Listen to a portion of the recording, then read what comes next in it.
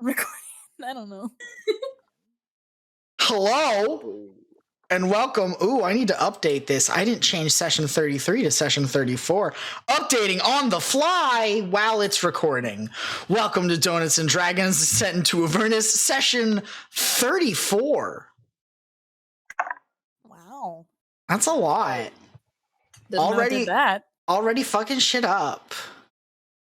We've got such a good start. Such a good start. Hey, Matomi. Tell us a little bit about yourself. Matomi likes, though she doesn't like to admit it, to catch and release fish. Only fish. Everything But else only must fish. die. To Everything release else must fish die. Sometimes. Exactly. There's like a 0.1% chance of her deciding to release it back into the wild. Interesting. Okay. Good to know. Matomi doesn't murder everything. Okay. Just most things. Who should we go to next?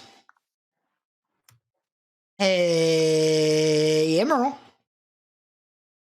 What do you want? I'll have your money by next week. I'm sorry. Why was that so in character for him, though? Because he's, the roguey like type. that. He's like that. Can't be helped. What's a little fact about Emerald that we don't know quite yet? Emerald has PTSD and now thinks that everyone around him is a doppelganger. Just a little bit. Oh, no. Oh. So no, he trusts no one starting now. He pokes people when they fall asleep. I will keep that in mind. Good to know. Feyre, tell us a little bit about yourself. Feyre, well, so she heard that the name of this piece of clothing was a poet's blouse, and she bought it solely for the fact that it's called a poet's blouse. She doesn't actually like how it looks, but she's gotta wear it to be Wear the clothes for the job you want. Yes, exactly. Oh boy. Just like, I guess I'll wear it. Exactly. I guess this is the poet attire. Yep. Oh boy. Hey, Killith. Yes. What's a little fact about yourself?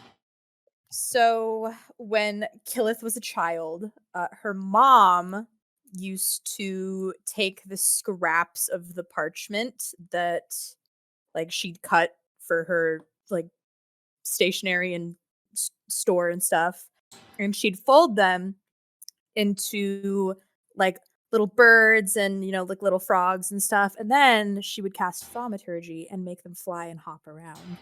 Aww. So Killith really, really likes folding paper and making origami, but she doesn't know thaumaturgy, so she can't make them do anything. Oh, that's sad. I know. Why Killith so sad? My dad's dead. Okay. Okay. That's exactly. And last but not least, after Batman is Amrian.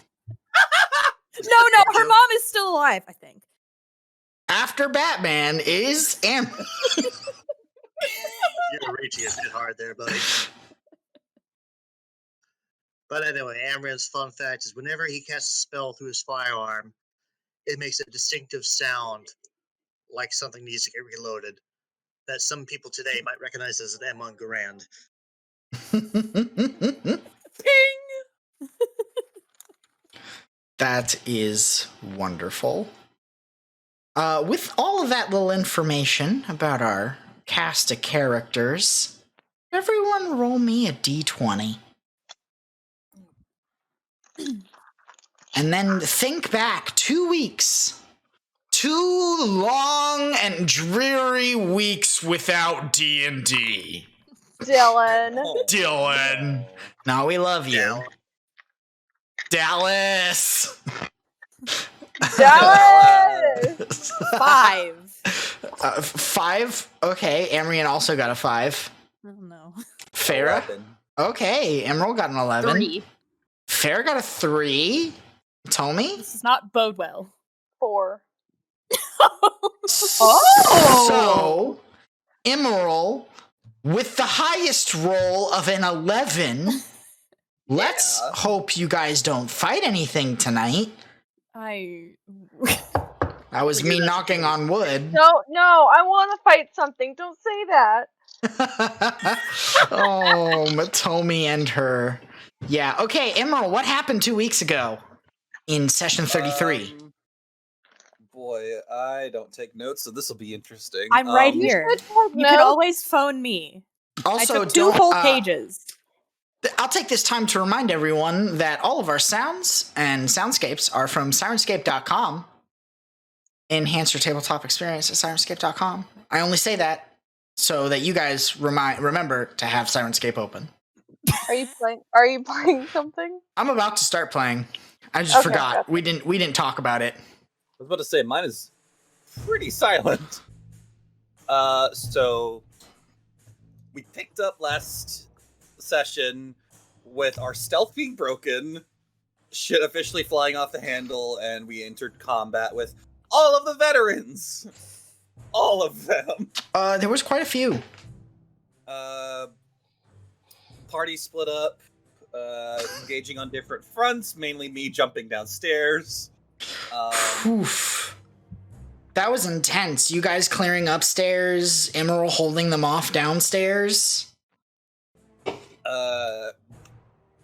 While the combat ensued, we also went and searched through the different rooms, finding various objects and items until I believe it was Amrian who came across the room containing I completely forget his name. Sickly nerdy boy. Thirstwell. Thirstwell. What a fucking name. God. Like Ultis Philamra. the cultist wasn't. Hey, that straight up Wizards of the Coast. Same as Ultis the Cultist. Anyway, liberated the puzzle box from him. No idea how to get it open. But we ended up fighting off the rest of the veterans until finally the Flaming Fist came to take us away from the manor, where we were brought to Zaj, who looked at us disapprovingly, and Amrian proceeded to be a prick. I regret In nothing. secret, of course. Putting it like in secret. I don't know if Amrian was doing any of that in secret. Man did not give a fuck. He was about to read us the riot act when all of a sudden, was it Marshall Porter? Yeah. Yes. She comes in, recognized that we've, done our various deeds. We're paid 200 gold each, and then we're asked to leave the city for our own safety, and also because, we weren't exactly wanted there anymore. Get the fuck out. So now we are heading to Candlekeep, where we are going to try to find a way to unlock this puzzle box. There was a discussion between Amrian and Farah when we stopped off at the town at night. It got a little weird. And then we set off in the morning. Were promptly attacked by A farmer. yes, who turned out to be a Cambion hybrid and enlisting a bunch of veterans who were going after Killith's brand new shield, who didn't want to be taken back. Lest we forget Jimothy the Hawk. And I was A about to real say, hero. our combat was ended by Jimothy the Hawk landing 1 point of damage, which finished off a fully combated veteran. I was under the impression that the Hawk's name was Rowlet, Yes. No. But we hadn't which was a established Pokemon that. name. We hadn't established that until after the fight. Oh, okay. See, but I feel like that's copyright infringement. I mean, yeah, but it's her home game. Nintendo not I mean, making money. we did start If- Uber Meats. Like, let's be real here. If we somehow get famous for this, I'll change Rowlett to Jimothy. You just bleep Yes. every instance of it out with like a poorly recorded Jimothy. Yes. Yes. It'll be like a crappy text. I swear, if we ever get famous enough for Nintendo, a company that is known for suing small people for no reason. Please don't hurt us, Nintendo. We swear we love God, you. no. I buy like all your games. Please don't. Please, I please already no. pre-ordered Pokemon Snap. Don't do I this already to me. pre-ordered Bravely Default 2. I don't want this. Did I miss anything? I think so. No, think I that don't. much. I don't think so. So Hell that's where we're going to pick up. Just after that fight, you guys are heading south along the Lion Way. Let's see if there's a map. Real quick, did we find any loot on these guys? Did we go over that last I time? think we found like 50 silver pieces or something. Yeah, that is On what you each found. of their bodies. So I didn't remember if we Were did the or not. box- 150 silver Cart pieces empty? total. How I think about the- they were. The boxes in the carts are where the dudes were hiding. Correct. The Oh, box. right. How about those animal handling checks for the hawk? Hi. So yeah, why not? Let's you've called this hawk to you, Matomi. But now that the blood of battle has sort of faded away, what are you doing?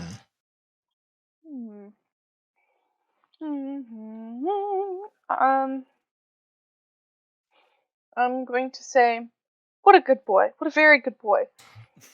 Give it to me and send him on his merry way to rejoin his mate in the wild. Couldn't make it Oh. a pet. No. Heavens no. Matomi has a respect for nature. Clearly She not. understands Kills that. everything she catches. Hold on. All that, right. You know. Excuse me while I delete everything I had about hawk pets. God damn it, Kristen! Okay. But give me. but I want him and on the sidebar to be summoned at my disposal. He's indebted to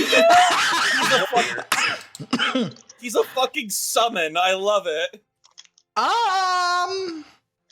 If there's no Kingdom Oh, Hearts 2 Ian's like, overlay, damn then it, there's I not gotta make a summon. whole new table for this. It costs 30. If it costs 35 MP to summon your hawk. I mean, you know what? Yeah. Okay. It costs a It 2 pound is- bag it of is- bird seed. It is imprinted upon your staff of bird calls. And the only reason I'm going to allow this is that hawks have 1 HP and they do 1 damage. So I don't think there is I think it's anything game breaking that can occur.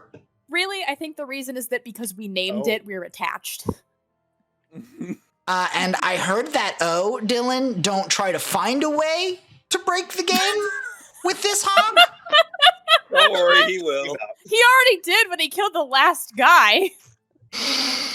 I still see his attack roll. He rolled a 23. Yeah, that is true. Despite a -3. Despite yeah. That was good, man. That was I don't want to break the game. Rolls a 23 even with a -3. Oof, that's I mean that's just suffering from exhaustion. So it is right after that fight. You guys are heading south along this road outside of Baldur's Gate, the Coastway. Is there anything in particular you would like to do with the rest of your day as you mosey on south? Are we by What the time coast? is it? Well, you've got after that fight, I would say it's about like 11-ish a.m. because you guys head out. Well, no, wait. Let me think here. No, it's like late afternoon because you guys went to sleep after the craziness at the villa, and that you went to sleep at like 7 a.m. Hmm. and then you All left. I'm doing, Amarin is keeping an eye out generally for when we travel and preparing to help Emerald through his first withdrawal hit.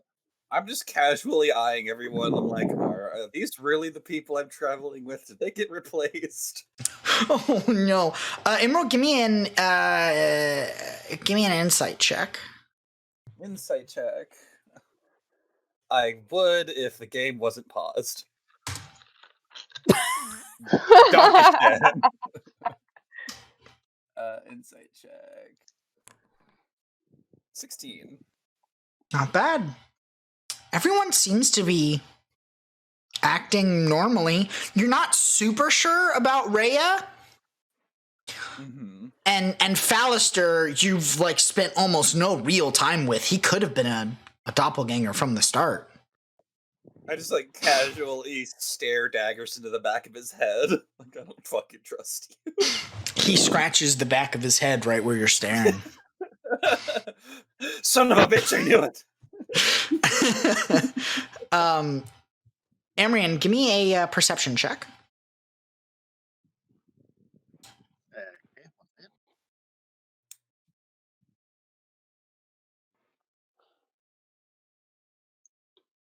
Kristen, Mhm. give me 1 second. Never mind. Okay. So sorry, Kristen. Okay, yeah, you know, it's a beautiful day out. It's a little windy. The sun isn't shining super bright. There are some clouds. It doesn't look like it'll rain, but there's clouds covering the sun, so it's not nearly as hot as it could be on this as I furiously look for my calendar, mid flame rule. It should be pretty damn hot. Well, at the end of flame rule now. Because it is the 28th of Flame Rule. You will, you'll be into the next month before long. How many months has that made it now? 3, 4? You guys started in Myrtle, so 3. The 5th, the 6th, and the 7th month. It took 1 year to get in 3 months. 3 months. Welcome to D&D. And it wasn't like one of those months just completely taken up by idle Downtime? time. Yep, one of those months was downtime. So really, we only like truly played out 2 months. What is ass backwards way? we covered a month in one episode, and everything else took a year. Yes, that is correct. You guys decide to camp right around sunset. Are you guys keeping watch? Where on this map are we currently? Okay. So you're like here-ish. Okay. See if I can, because you're traveling down here, and it'll take. Oh, hey, cool! It's actually miles. Oh, that's dope. What the hell? It's 178 miles to Candlekeep. Eat it, roll 20. I set up this map based on the scale there at the bottom. Okay. Smarty farty. I am a smarty farty. Yay! Yes. So, it is the evening. You're first on the road since leaving Baldur's Gate. Do you set up watches? I kind of missed camping. Hi, I'm gonna be annoying. Can you put the Droop Troop icon where we are? I know you did, but I don't even know if I have the Droop Troop icon. How dare you, Ian? I don't think I uploaded it. What? Scandalous. Some DM you are. Oh shit! And then Killith gets hit by a meteor. That's okay. You guys can't wait to be rid of me anyway. we'll just use Amrian's cannon. Perfect. We ride on That a works. giant mechanical quadruped with a Suddenly, cannon. this is satisfactory. Yes. So there you are, just south of Baldur's Gate. You have 4 full days of travel ahead of you until you reach Candlekeep. What's Rhea doing right now? How's she been since we set out? Rhea's been quiet. I mean, she's just had her entire life sort of challenged. Mm-hmm. Like, the person who supposedly saved her entire empire didn't. Yeah. She's looking a little messed up.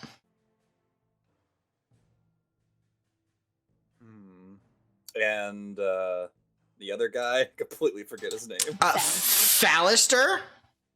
Phallus turd.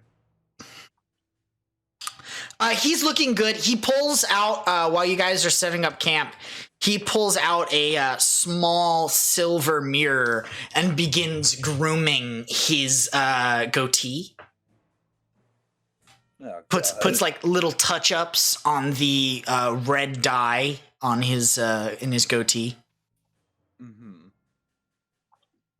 Amrian's going to approach Emerald and say, "Hey, it's been about a day since you got hit by that stuff. You're going to start feeling the shakes soon. I'm going to help you through it." Is it just the shakes? Oh god. For all symptoms, it's Oh, for every person. okay. All right. You know what would be great for your PTSD? Some hunting. What?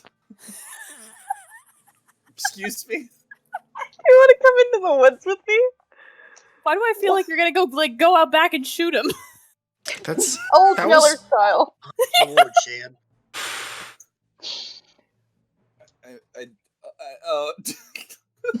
Okay. Amrian, do you want to go hunting with us? Do you want everything to be charboiled? Pre-cooked? No. Just use your force cannon. I mean, He doesn't know how to be quiet. He's not invited. hey, he could set his firebolt for like medium rare, okay? That thing's got settings. I don't know. How does Can that it- thing even work? Can it poach Yes, eggs it's too? called dead or not dead. Oh. Which by means, one is I fired it, one is I didn't. I'd say go hunting in the morning because apparently I'm about to go through some shit. Am I feeling anything right now, Ian? you feel a little sweaty. It's Oh. there's a cool breeze coming in from the ocean side of things. You're a few miles from the ocean, but you can faintly hear the waves lapping upon the shore, and there is a cool ocean breeze coming across the plains that are around you. There is a small copses of forests nearby if that is something that Matomi would like to do. But Yeah. yes, Emerald, you feel real hot. Okay, so nothing different than normal. You feel Ow! uncomfortable. Oh, okay. Well, I had something. I Okay. pruned my A leaves. proposal that I wanted to do, and it involves Feyre. Ooh. So, because you're going to be the next big playwright of Faerun, obviously you're going to gain some recognition for that. People are going to start recognizing you, right? Yeah. I think I imagine so. we should work on your signature so you can sign copies of your screenplay. And she pulls out like essentially it's this really thick like roll of parchment. It's rolled up with like a little ribbon. And she unrolls it and she takes out a special quill with like a black feather. And it's like disappearing ink paper that her mom made her. So like you write on it and then after a while it just kind of dissipates and goes away. And it doesn't require actual ink. It's just, the friction of the quill on the paper, whatever. It's So a the harder CVS you- receipt. Yeah, the harder you press, like the darker the mark will be. So Killith will lightly write out a few options of a signature and then she'll hand the materials over to her. Try tracing these. Tell me which one feels like you. Then Sirenscape kicks in the dramatic music. How does this feel? Dun, dun, dun, dun, dun. Do you want like a kind big loopy Y in the middle? Or do you want, Sirenscape, shut up for a second. I'm or do you want like see if there's maybe something just better. out? Or do you want it to be just like a really smooth, illegible, just like, you know? Maybe we could add like a little doodle at the because end. that's pretty mysterious. Yeah. And mysterious. Should we think of an alias? Should we think of an alias? Because obviously, if people discover your real identity, you know, that puts like all of us at risk too, right? Like, I don't know if I want to be famous. I'm gonna leave that to you. So maybe we should think of like a cool like code name or something. Codename asparagus. No. No.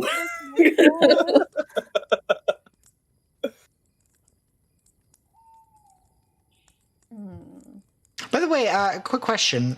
Can anyone hear the campfire in the woods? Yes. Yeah. Okay, good. Now all of our sounds are not just Sirenscape. No. They're also Michael Gelfi ambience from the Foundry store. I can't hear it. Let me pause it and then let me start it again. Campfire in the woods. Cricket, cricket, cricket, cricket, cricket, cricket. Check to make sure that under the the music tab, the audio playlists, that your sounds are up. Yeah, it's all the way up. Okay. Never mind. We'll only use Sirenscape. Rip. Sorry, I had to be a downer. I think maybe we could like, well, writing your name backwards would sound kind of weird. What if we switched a couple letters? We could take letters from your last name and like make a new name. We could do that, yeah. I'll have to think on this. Yeah. And she opens her journal and she starts like scribbling down like it looks like some weird like Sudoku type madness, but it's just letters of Feyre's name. At first, Feyre thought maybe Killith was like ragging on her for like not having good handwriting, but seing her put so much effort. No, okay, listen. Seeing you her need put to know so how much to write effort your own really, name. like At least. You illiterate fuck. Okay, no, what I'm saying is That's what I said. Playwright, you illiterate fuck. the only cursive you'll ever need to know, because I've just given up on trying to teach you cursive. It's just not gonna happen, and I'm okay with that because you don't even know capital and lowercase letters. But that's fine. We can look past that. But you need to write your name in a fancy way. I think we can manage, don't you? Yeah, Killith, I think we can manage. Okay. I'm so glad that you're so on board with this. This moment started off so sweet, and it took a 90-degree turn. Some salt. Straight into a wall. Oh, that's adorable. I mean well, but you can't spell. Who's You illiterate fuck. I didn't say that. I didn't say that. I just think that you should be able to write your own name in cursive at the very least. See, when you add at the You very illiterate least, fuck. it becomes demeaning. Yeah, well, I didn't ask for your opinion, Mr. Drug Addict. You guys are laughing and talking. The campfire is, crackling in the wind of the coast. Starts to get dark. Stars are out. Crickets begin chirping in the distance. I'm gonna walk over to Rhea and Excuse me, we're going hunting, Yeah. and I grab you by the shoulder and I pull you in. Ah! But Ah! he's He's about to go through some major withdrawal symptoms. He does not need to be out in the woods. Listen, 2 a.m. in the listen. morning. He just no. Listen, my dad told me if you ever freaked out, you just need to go into the woods for some quiet time. Listen to the crickets and the owls, and everything will be okay. I know Oh my so. God, My Joey's dad said naturalist so. who doesn't believe in drugs. Oh no. I don't know what's So happening You do anymore. this. Rhea Freaking looks more than up you can ever as do Matomi gallops over and just grabs Emerald. Hey, Rhea. Pretty much galloping into the forest. It gives it, or Feyre gives a satisfied smirk. God, she doesn't Rhea, like... we need your brain power. Come sit with us. We're thinking of an alias. And then her lips into a sour expression.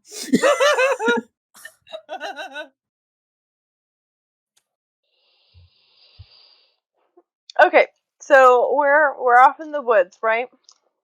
I'm gonna show Emerald how to make a snare. Okay.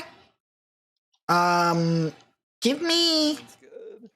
So over the course of the next, let's say, 4-ish hours, you guys are trapezing through the forest, with Matomi showing you the best places to set up traps and how to construct them. Matomi, are you proficient in survival? Or stealth? Yeah. Both. Okay, can you give me a survival check with advantage? Natural 20. Oh, Whoa. Okay, roll me a d20, please. shit. Oh, God. Just a d20. Yes. Alright. A brass 13. dragon appears in front of Is that you. plus something? Is it 13, you said? What did you say? Is that plus something? No. Okay. What was the number you rolled? 13! That's what I was asking. Okay.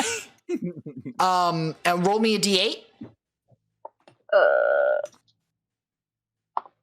2. Okay, so after a couple of hours of searching, you set up a couple of snare traps, and you are on the hunt of something to sort of herd into those traps that you have set up. And you manage to begin chasing 2 very plump turkeys. Oh. Why are they awake at night? You scared them. They roost in trees. You scared them. Don't you know anything about confidence. turkeys, Ian? Goddamn, don't you have a table for it? I'm sorry, I didn't have a differentiating table between day and night. I have so many tables. So many tables, but if you were fishing, I have a table for differentiating between times of days. I like how that's a subtle nod to why couldn't we have just gone fishing instead? Oh my God. I'm crying. Emerald was trying to be stealthy by jumping from tree to tree, and that's how the turkeys... I just imagine him body slamming into a turkey. It's like, all right, I can make this next out step. of Oh, like a group of like 4 of them, 2 of them get stuck in the snare. Can you roll me 2d4? Jesus, this is in depth. 3. Okay. You managed to get 5 pounds of turkey meat. And enough feathers to pack a pillow. A pillow's worth of feathers. 5 silver. Enough feathers for 5 silver. gonna do with all of those feathers? You'll see. I don't like where this is going. Emerald, you're starting to get a little shaky. Can we like head back? I'm feeling really crappy right now. Yeah, okay. Well, I've thought of a good alias. Oh my god. Oh, yeah. I implore everyone to look in chat. Okay. I'll put it in like the actual Forge chat so everyone can see it. Oh, I thought it was gonna be Oh. below Bernie Okay. Sanders. No, not in Discord, not in Discord. And I just want you to think about it and read it out loud and tell me what you think. Okay. Oh my god. No! Let's see here. What? Where is it? I put it in the Forge chat. I think it's a good option. That No. No! that is beautiful. I will say that. Okay, I guess maybe we can explore some other choices, but just keep it in the back of your mind for right now, okay? Pseudonym. Pseudonym. Pseudonym. Yeah, pseudonym. God. That hurts my I feel like anyone insides. that was actually trying to decode who this person As- would be just looked at this. It's like, God damn it. That was the whole point.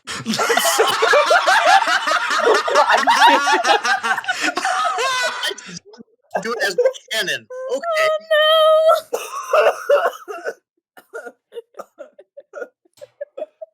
Oh my god. Oh, Come here. God. Also, real quick, are we breaking at 7? Because I need to know when to order food so it'll get here on time. Yes, we should be breaking Okay. at 7. Okay, thank you. This is the dumbest episode ever. No, we need comedic relief, okay? As everyone is laughing, Emerald stumbles out of the forest. He is sweating profusely. Is it hot in here, guys? I We're really not don't in- feel good. We're His not clo- inside. His clothes are damp. His leaves on his shoulders hanging limply as if a very humid day. Haven't been watered in a while. Amriam pulls out what looks like a syringe. Emerald, I'm going to need you to take this and just try to weather through it the best you can. What? It's enhanceability. I just take it in the form as a syringe. Okay. What do you enhance? Constitution. Okay. Does that give him He has an advantage on the roll. And then he also On- gets +4 for my flash of genius because I Does- said to weather through it. Okay, does he get advantage on Constitution checks and saving throws, or just checks? Could you read that spell for me? Oh.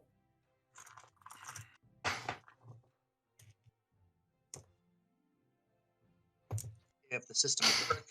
I'm sorry.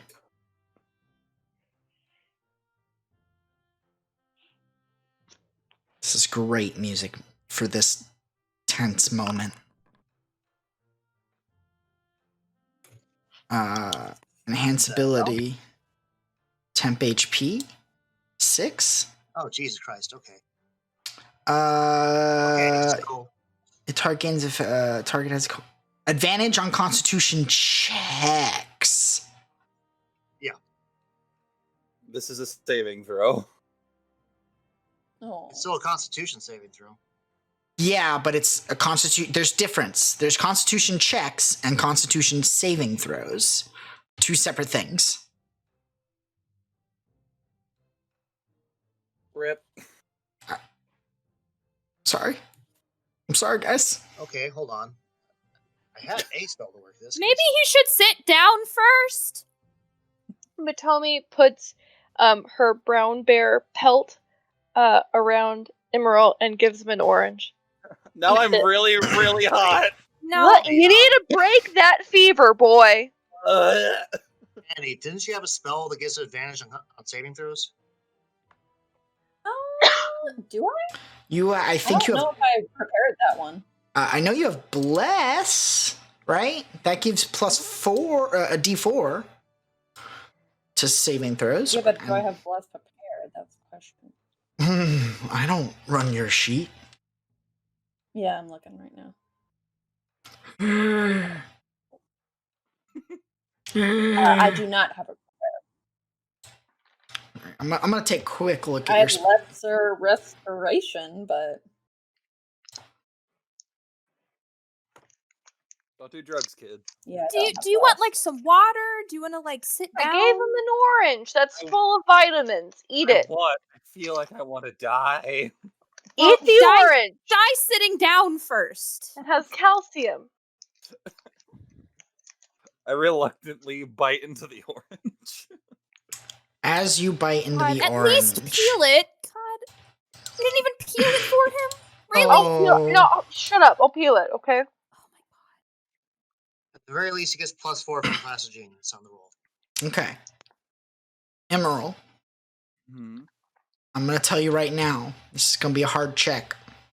Oh dear. The DC on this saving throw is a DC of 17 plus the amount of doses you have taken. So 18. So 18 right now. Give me a Constitution saving throw, Emerald. Oh boy. Okay, and I'll let you know I'm rolling this with the die that you gave me for my birthday. Okay. Oh, he blew on it too. Okay. And that's plus, you said that's +4? Yes, I gave you yes. +4. Plus your Constitution saving throw, which is, I believe, +1. It's +1. Oh. Huh? Okay. Is there something else I need to know?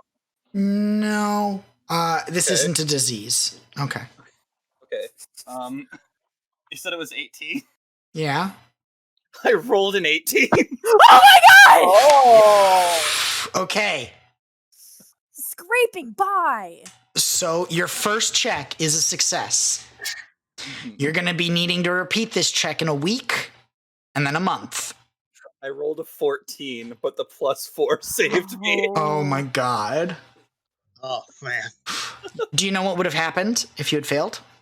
Out of character, I know. Constitution loss? A D4 Constitution loss. Permanent only. It was Permanent? like only Uh-huh. my wish spell. Correct. Man, I wish I wasn't addicted to this shit. But it goes, that reduction goes away if you use sight again. Yeah, so it's like It keeps you addicted. Mm-hmm. more. Is he considered poisoned? He is not considered poisoned. Not That's really. an This is issue. yeah. This is an infernal sort of thing. Man, whoofa doofa. That was. Thank you for leveling That up. made so me you start can give me sweating. the flash of genius. You're welcome. I'm now going to go out to the corner of the campsite and throw up. Oh no. I just gave you an orange. It's okay. I'll just stand there and pull his leaves everywhere. back. I'll pull his leaves back and rub his back. It's okay. It's gonna be fine. Oh, one of the leaves comes off. Oh no, not again. Just let it happen. Otherwise, Okay, weird question. Oh? Can I press this leaf in my book? Is that weird? Is that like That is Take weird. it. I don't That's give a like shit. dead hair. Like, Okay, do you well, really some want dead hair? locks of their children's hair in like little Okay, I'll shut up now. I was gonna say, do you see me as your child? I just think your leaves are pretty. You can take what help care. Just know it's a part of me, literally. It's like keeping a toenail clipping. Yeah. And I just press it in my journal and I write Emerald's leaves and then draw a big arrow to it and close it and then keep comforting you as you upchuck.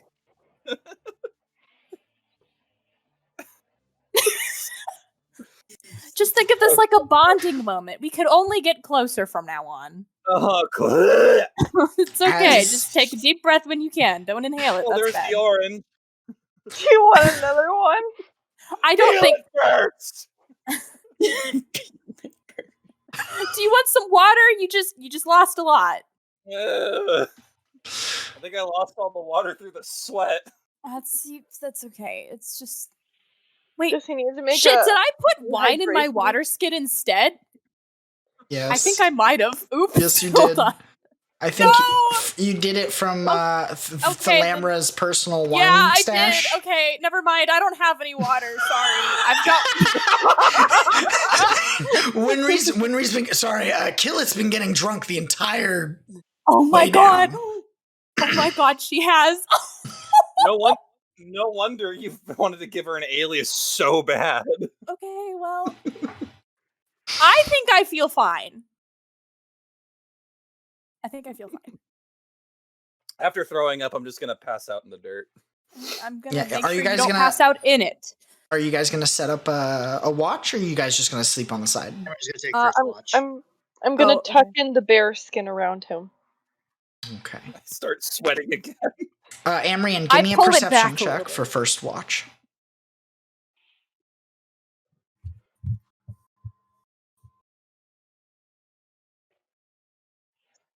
That's not me. That's my cannon. Why am I doing that? Little PogChamp. Little PogChamp with the perception check. No. Old PogChamp with. Can that be canon? Please. There we Is go. that his Eldritch Cannon is named Lil PogChamp? Yes. It is not. Amber says no. But Dylan says yes. It's a cloudy night. You can tell through it's not like super thick clouds. They're like the light clouds that sort of blanket the sky, and it reflects the light of the waning moon. Waxing moon? Not waning. Waxing moon as it gets closer and closer to being full in the night sky. But otherwise, your watch goes by without any problems.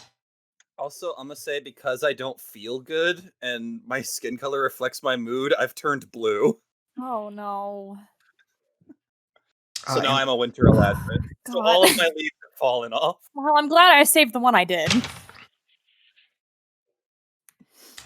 He begins And I guess I'll shivering. look up Killith for the next watch. Who? Killith. Oh, okay. I was gonna volunteer anyway. Okay, cool. Killith, you are on second watch. I am doing that. Sorry. I'm also ordering Chinese food. Bear with me. Ooh, from where? This place called China Express that's actually 2 blocks from me, but DoorDash didn't refund my last order properly, so they gave me a free delivery coupon that expires the end of February for everything. I can use it multiple times. It's the only way I can justify ordering something that literally is 2 blocks from my apartment. My justification is there's a pandemic. That as well, yes. It's a useful tool. Mm-hmm. Perception. Oh, sorry. Yeah, sorry. I'm looking at orange chicken. Roll that d20, bitch. Love you. Perception. We have a 15. Okay. It doesn't start raining. It's like a light mist. It's very cool. But other than, dew forming on everything, your watch goes by pretty well. My hair is now turned white. Frost tipped. God, not am- the Jack Frost cosplay. He's No, Guy it's not Fieri. that. I was about to say it's Guy Fieri. I'm going to. No! He's But on the Homie thinks he's just getting colder, so she puts on 3 black bear pelts. No. And I immediately take all of them off. He's too hot. That's the problem. Am I able Bear to sleep? skin, at Am I least. Am I able to sleep through all of this commotion? Are you a deep sleeper? I thought you, yeah. You're Meditating. I thought you were a I meditator. That's the only need. Yeah, I'm a meditator, but I can choose to sleep if I want, which Okay. I don't want to be conscious right now because life sucks. Yeah, I think you could sleep. Okay. You're used to this. You guys have been together for 3 months.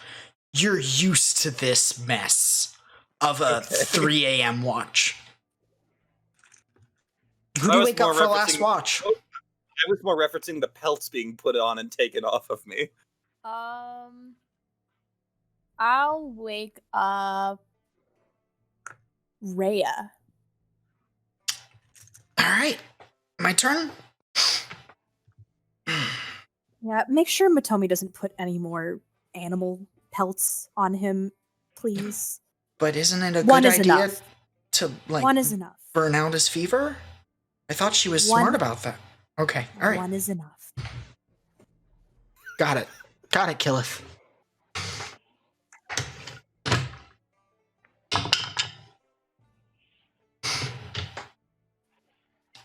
You all wake up in the morning. Your travel blankets are a bit damp. It's fine. What are you talking about? They're Emerald. You wake up feeling much better than you did the night before. Oh shit. I looked down at my hands and my arms. I'm like, well, yeah, okay. Well, I could deal with this for now. I think it's a lovely color on you. I look like rusted copper almost. The sunlight of the morning is not nearly as bright as it has been, as the cloud cover that came over the land the day before is still there, stretching as far as the eye can see, just gray. It's a light mist. Whose stomach did I just hear? It may have been mine.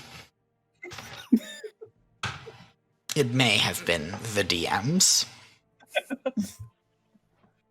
Please ignore the man behind the camera.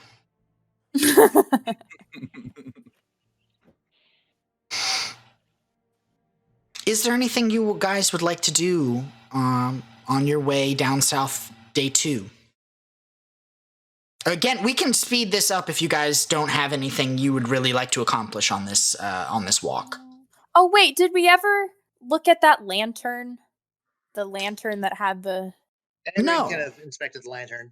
Yeah, I just wanted to know what was in it. It was like a soul lantern? Something like that, but you needed to, like, attune to it or something to know what it was, actually. And I don't think we ever got around to doing that.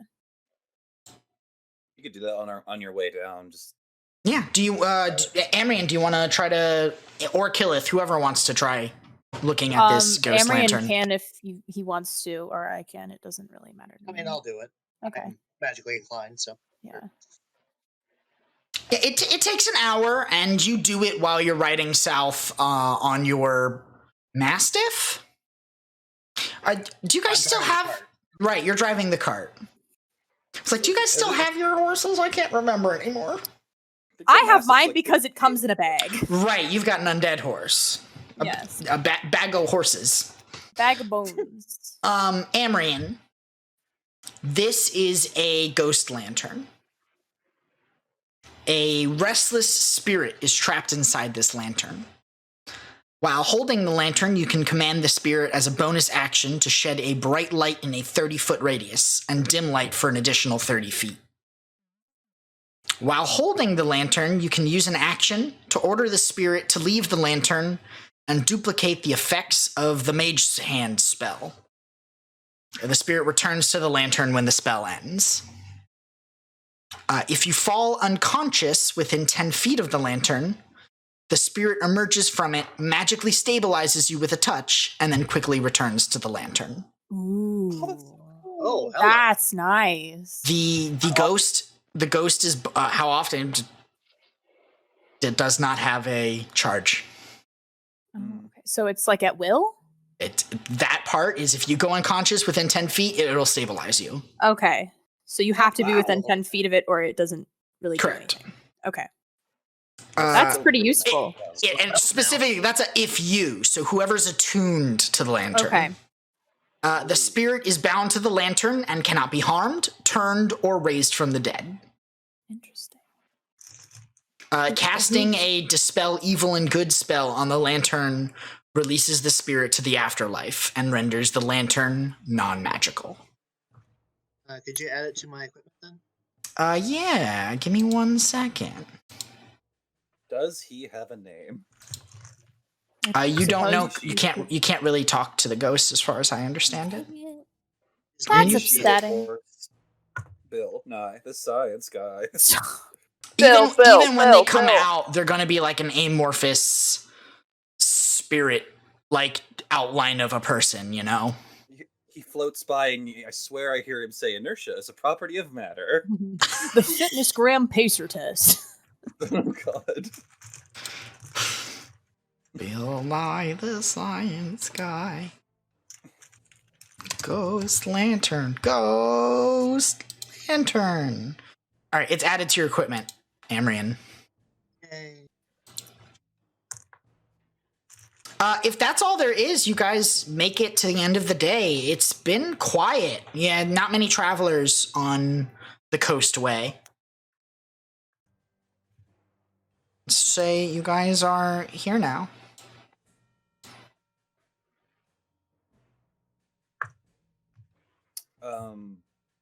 I'm gonna go over to Thalister and ask, so what is this place that we're heading to? I've never been there. Oh, it is the most wonderful place. Okay. Do you know what libraries are? I know they're not found in every town of the world. Yeah. A university, places of learning and study. Now, imagine an entire city of nothing but library. Built upon an ancient volcano, jutting out of the ocean. Huh. I can't wait to get there.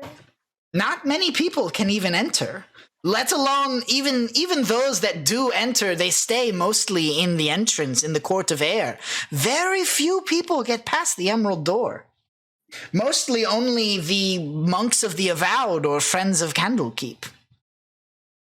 How do you propose that someone help us with this puzzle box?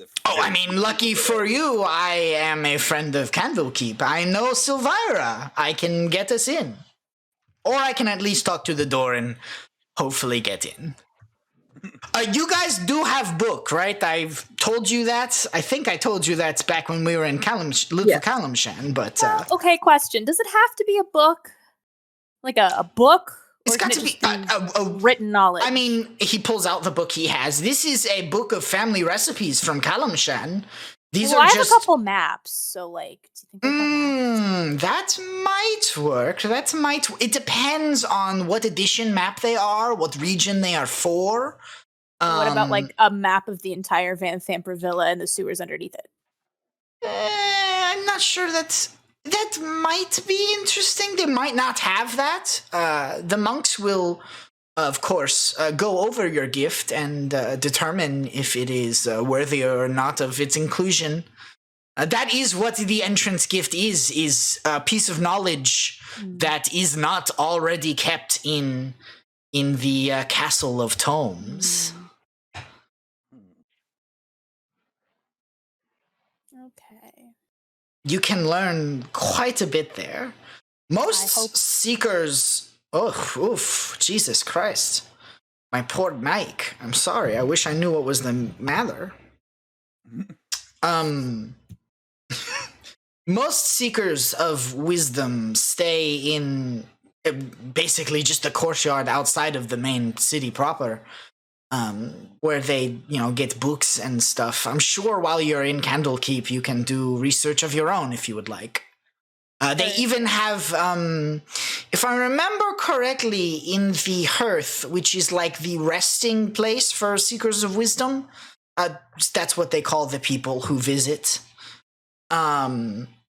There is a person there at the front desk who sells training manuals for different for different skills and tool proficiencies, you know. Mm-hmm. Interesting.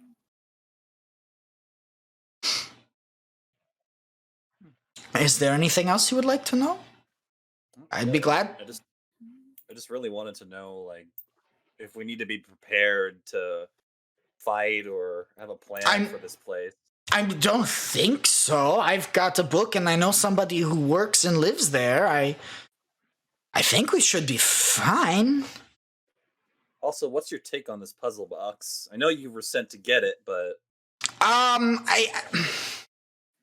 from what Sylvira told me, she thinks that somebody has been making deals with devils. And the biggest deal of them all, the one made by God, what is his name? He's so dumb I forget him all the time. Krieg. Krieg. His contract is probably the one to know about. It's supposedly inside this box.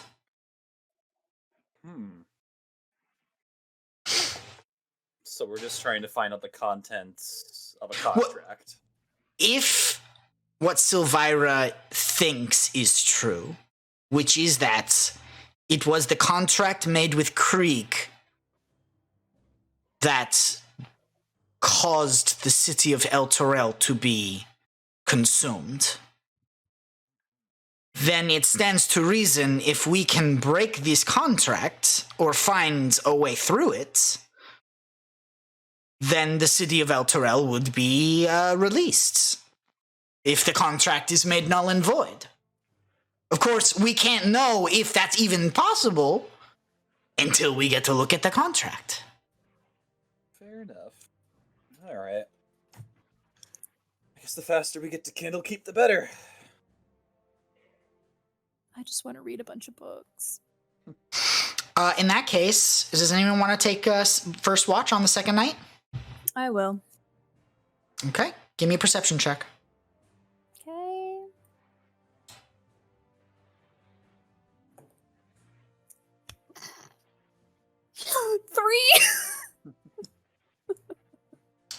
Three. Oh God. 2. 3. I was so confident too. 3. Give me a second. Okay.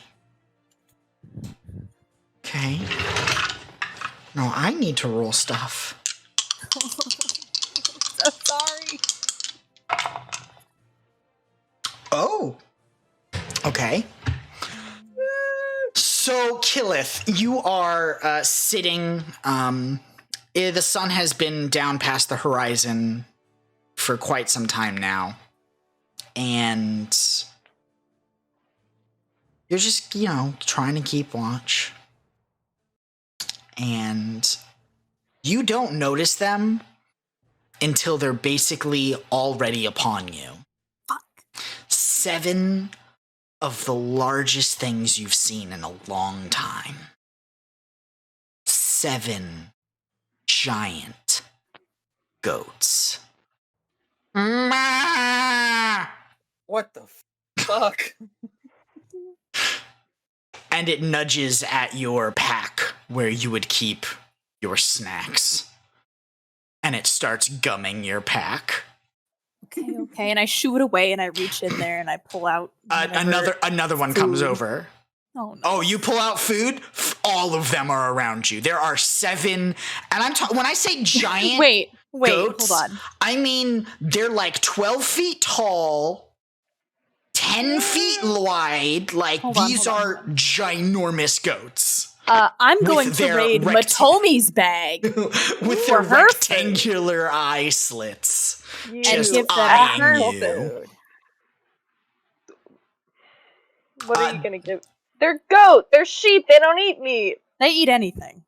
They really do, actually. And I'm gonna go in your bag and find the meat that looks like it's closest to spoiling, but is still good. probably be This is the stupid. deer. Whatever it is. Anyway, and You just start I throwing meat, and all of them just start like I pet devouring them? it. can I pet them? You pet one, and then it immediately like tries to bite your hand. But then it realizes that you're the one that threw the food, and it doesn't bite your hand. Okay. Does all this bleeding wake us up? Yes. Uh-oh. What the hell is going on? Ah! I don't know what to do. Saving throw. Food! It's supposed to be on watch, kill it. It was, and then I don't know Hold what happened. on, hold on. We can fix this. Are they tame sheep? Can you actually get close to them without them, like, running away? That's not a sheep. Goat. Thing. What is it? Ian, Goat. what is it? It's a giant goat. They're clearly not afraid of us. Well, they want food. Maybe we can like lead them away.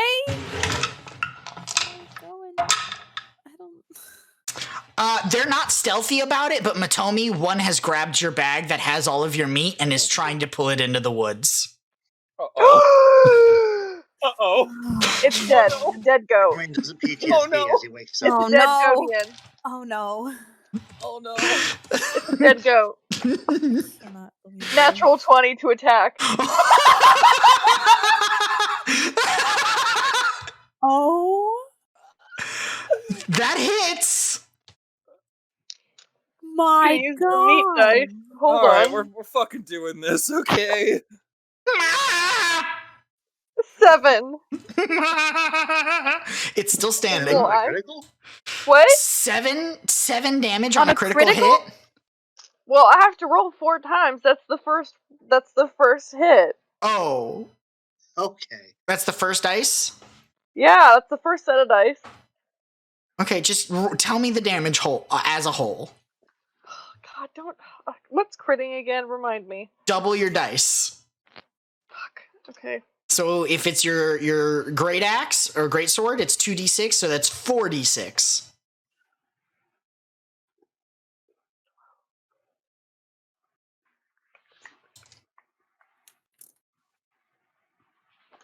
Calculator.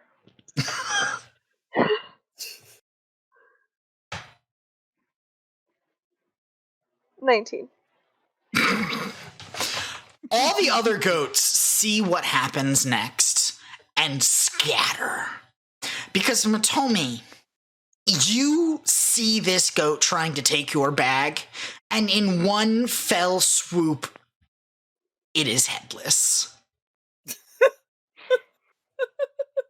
It had 19 hit points.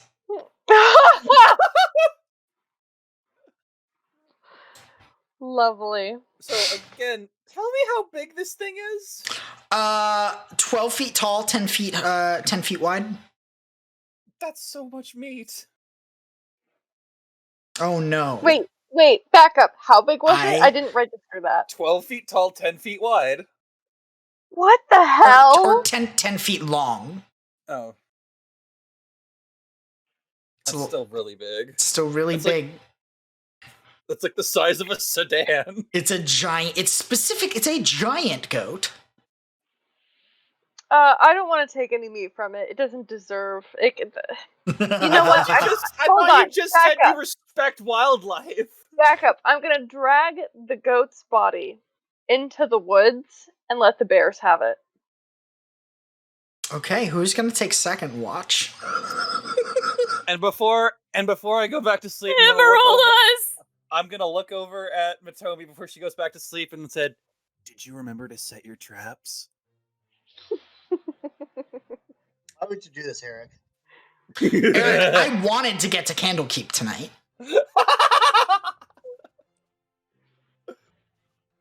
I mean, we might catch bears now that there's this giant carcass laying out in there. You know what? That's a good idea. I'm gonna set traps by the carcass. Okay. Let's just morning comes along. Oh, I don't even roll. Fuck the other watches. We don't give a shit. The smell of blood has kept things away from your campsite. Matomi, you go and check your traps. Huh. Give me a survival roll with advantage. Be right back, guys.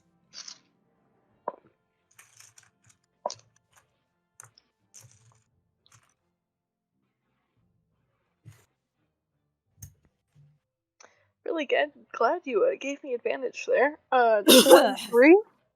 23? Yeah. All right, then can you give me a d20 roll, please? What's up with all the rolling? 3. Okay. Give me flip a coin.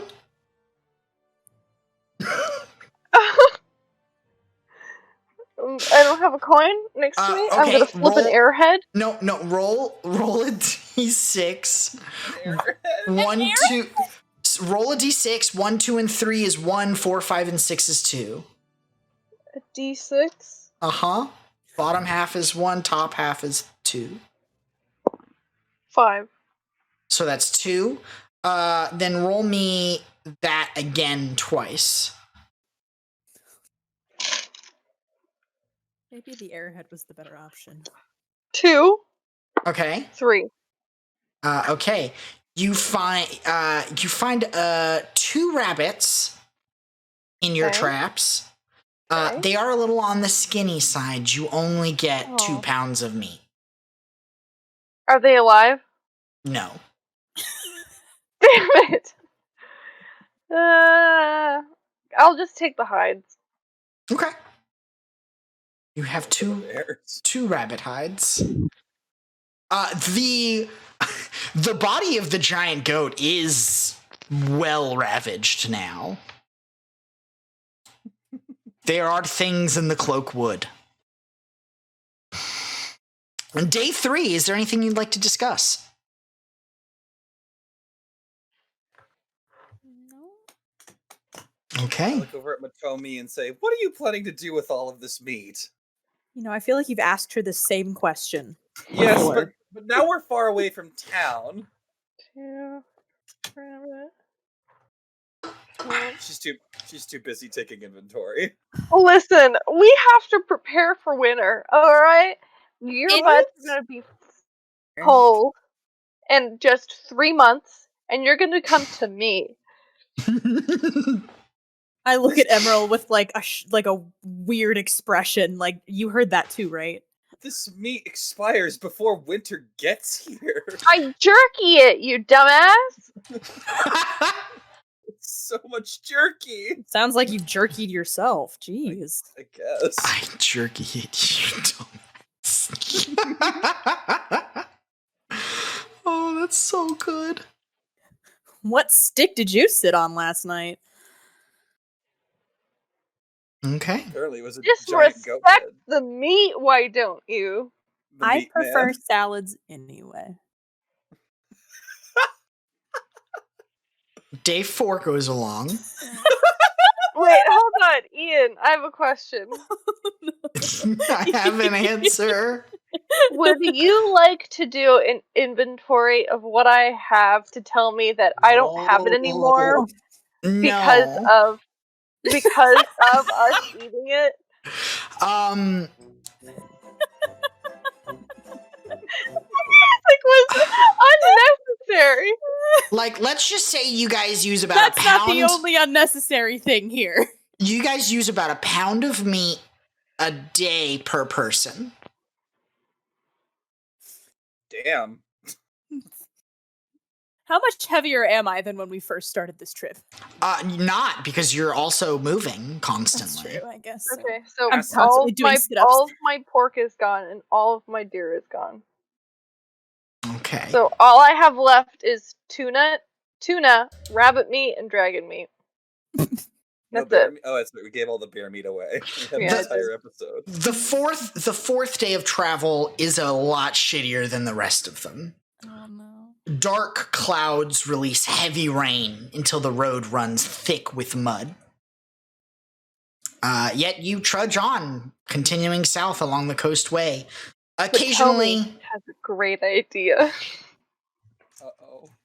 occasionally passing by a few friendly merchant caravans heading north. I give them the meanest stare. There are like several like guard-looking people in this caravan, and as they go past you with like several carts laden with supplies and covered in tarps, they all eye you up and down and are like grasping their weapons that are still sheathed at their sides, but they make it very clear that they're here to protect this caravan and they are willing to fuck your day. Fireball. Matome slinks further back, like she's slowing down a little bit. She grabs a fistful of mud, rolls it into a ball, and aims it at the back of Emerald's head. Give me a dexterity check. Sure.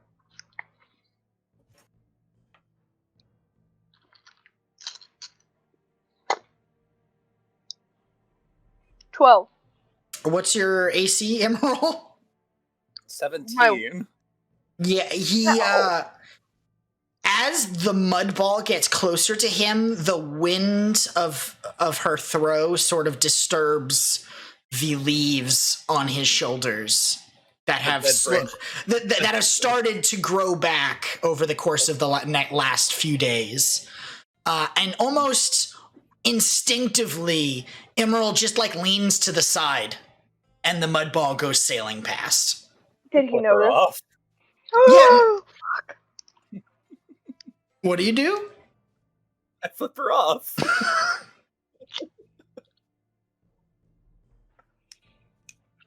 On You don't find back? On the morning of the 5th day, the rain subsides, but the dark clouds remain. Ahead, you see a path branch from the wider road, heading to the sea. A raven perches solemnly on a leaning post bearing two signs that point like arms towards the west. One says, "The Way of the Lion." The other says, "Candlekeep."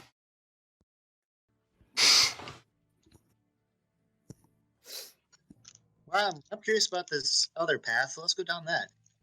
Didn't we want to get to Candlekeep, like, now? We can put it on the back burner. Let's keep going south. A city is missing! Yeah, potato. So, as you guys continue heading west... God! I feel railroaded here. Do you want to go south? I want to go to Candlekeep! No. Okay. Ian, we love you.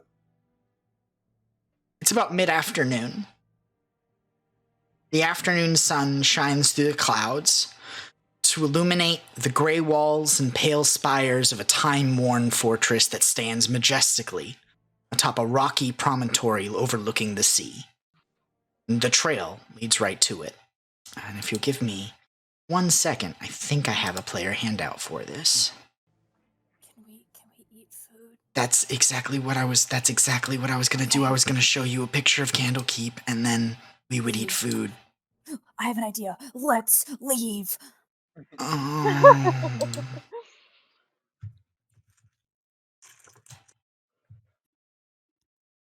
Can I just show the picture, I wonder? Show to players. Does this work? Nope.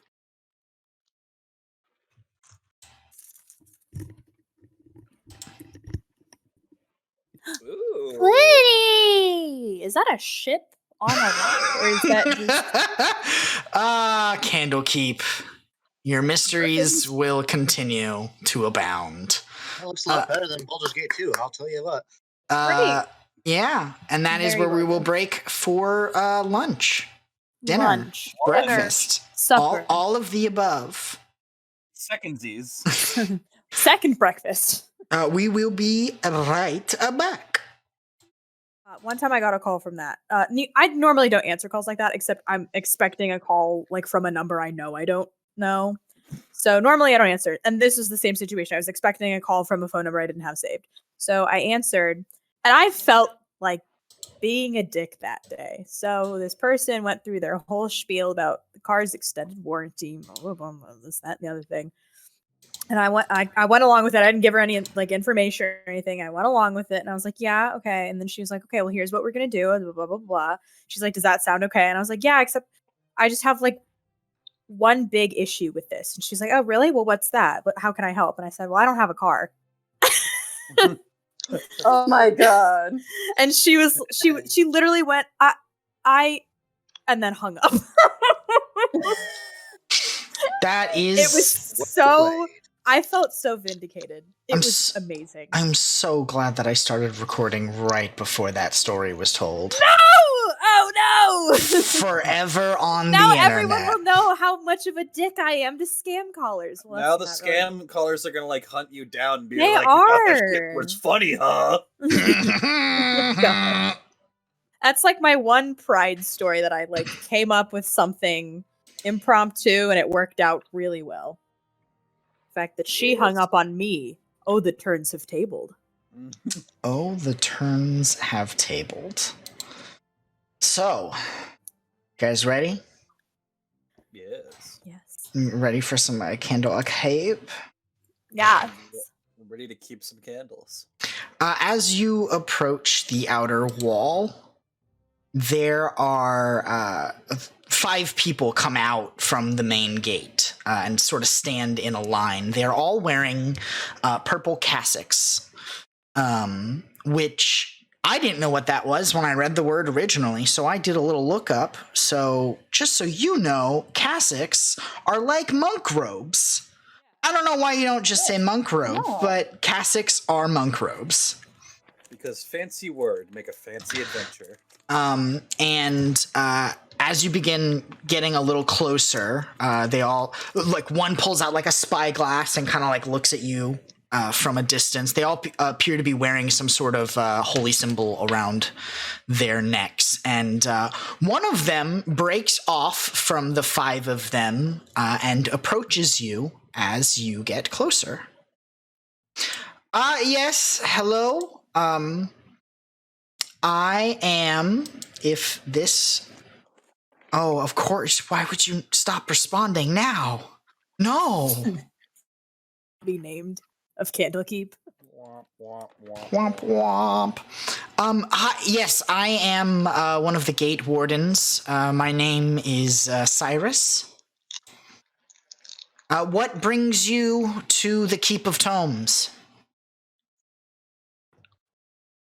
Kind of look over at Ballister and like, time to shine, buddy. And Fallister goes, yes, we are not necessarily seekers of wisdom. We are here to seek audience with my master, Lady Sylvira Savikas. He goes, yes, all right. Okay, we do still require an entrance gift to Candlekeep. Do you have books? Do you take maps? Yes, we do take maps if they are in good standing and they are for a year that we don't currently have in the archive. What about one I made like literally 2 days ago or 4 days ago? Interesting. What is the map of? It's of the extensive sewer system beneath Van Thamper Villa in Baldur's Gate. We have actually just received word of what has occurred in Baldur's Gate, and that one of the dukes there has been ousted for being in cahoots with devils. This is history in the making. So yes, No of course, kidding! we will Wow. we will gladly accept these maps. Absolutely. Yeah, sure. And she hands them like a little like a very nicely rolled up scroll. Okay. The 4 in the back, by the way, are all like they have their hands on their hips, as if, you know, they're ready for anything. Okay. Fallister pulls out his book of Calamshite recipes and hands them over. Yes, this will make a good addition to our culinary arts tower. And he puts that in a sack. Whole tower for food? Yes, there's towers for all sorts of things. How many towers? And the number is ever changing. Oh, that's so exciting. And you mentioned that you had something, young lady? Yes, I have an original copy of one of the greatest works of the modern age. Oh, really? What is the name? Is it by Volo? Is it by Elminster? Bolo. No, it's one of. You are looking at the author. Oh, I'm sorry. I don't. What is your name? Maybe we already have a work of yours in our towers. Oh no! I don't own any of my works. I do not sell them. I So this is only gift. but they do get I stolen gift for them sure. to those who are worthy. So this is an original then. Yes. Of course. Let me. May I look at it? He holds out his hand. She kind of takes a nervous gulp and she hands it over. Okay. And on the cover it says Romeo and Juliet the musical in parentheses with pyrotechnics. And as you hand it over, he leans forward a bit, and you see the little golden amulet that is around his neck, and you can clearly see what it is now. It is a holy symbol that is it appears to be a lit candle above an open eye. Okay. He begins looking through this. This is quite an ambitious project, Miss. And what name is on the cover? It would be my name, Feyre Mistal. Miss Feyre because I Mistal. hadn't- Yes. I would be glad to add this to our collection of the Fine Arts Tower. Would be a perfect place for this. Fine arts, like She you. she silently lets out a really nervous breath that she wasn't sure that it would be acknowledged, but she's so happy that it is. Now, are you all together as a group? Do you have a name we should call you? Or are you all Droop individuals? Troop. Droop Troop. It has a certain alliteration to it.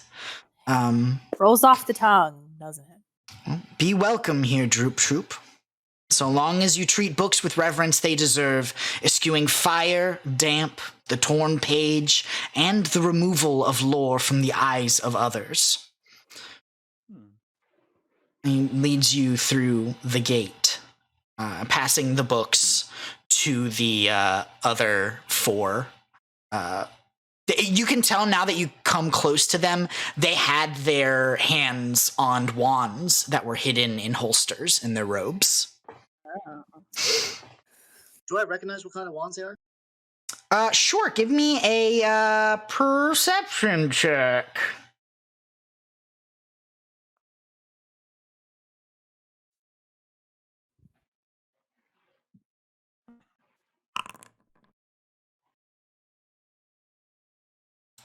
What did that's you... 19. That is a 19. Okay, with a 19, you can tell that at least one of them... one of them is a rod of absorption, which, if you'll give me a second, I can tell you what that does by looking up the thing, or you can look it up yourself. I don't have it handy. It absorbs magic up to a certain level. Probably, yes. And at least one of them has has what it looks like a ring of comprehend languages. Ooh. So they can read books of any language. And as you go through the gate, he says, cross the yard ahead of you to the green-hued door and give your name to the keeper of the emerald door. You'll be provided with food, a bath, quarters in which to sleep, and a moot with the monk who will escort you on your first visit to the rooms of the tomes. And he kind of gestures to the north. And before I begin describing this, let me just show you. If I can get this to activate. Oh. It's a really big map. It's a really big map. Oh my god. Welcome This is a gorgeous map. Welcome to Candlekeep. I love Candlekeep. I never want to leave. The castle of it's the castle of Tomes. The gate that you guys just went through is here, labeled 1. Okay. Gotcha. And he sort of looks to the north, and he points at the towers to the north. Those are the necessariums, different sitting rooms for reading. Most people don't go further than this court, and he gestures around this large open area, which, if you'll see, I did actually put dimensions to this. So this courtyard is 450, yeah. Otherwise, I hope you have a wonderful stay here in Candlekeep. Just go turn your names in to the keeper of the Emerald Door, and you'll be on your way. All right. You can see to the south of you there's a stable pretty much right when you enter. If you have any animals you want to stable, there appears to be a temple of some sort, a bathhouse. And a large inn-like structure that has a large sign over the entrance that says The Hearth. Can we get a real bathhouse episode?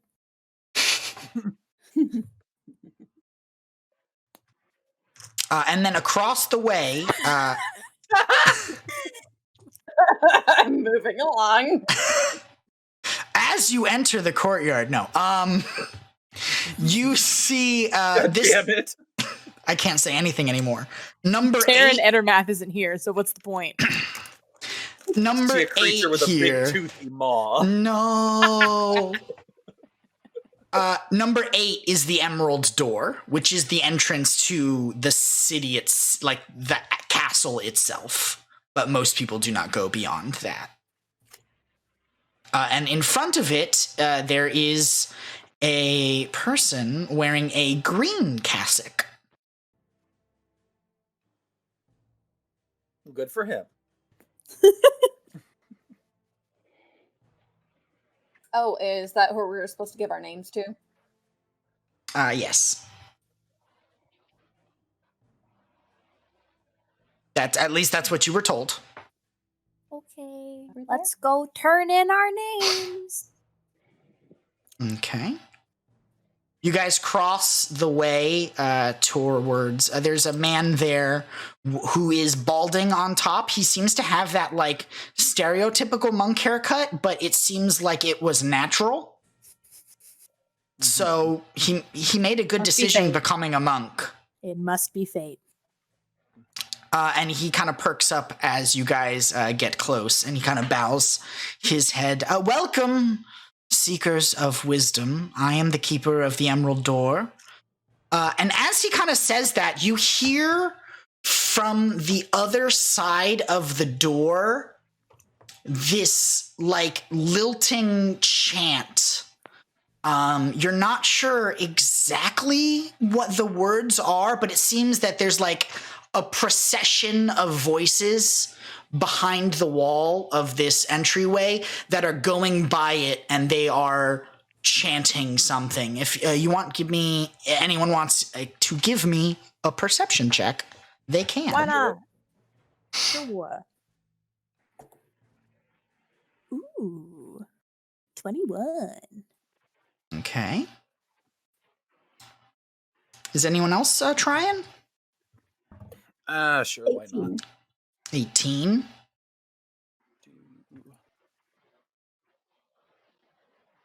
Perception. Well, that was terrible. So Guess you're deaf. Okay. The two of you are able, Killith and Feyre, you're able to parse out the words that are in this chant. A godless army shall descend upon the land and bring forth strife. The child shall reign victor, then die in green flames. That's cheerful. The what?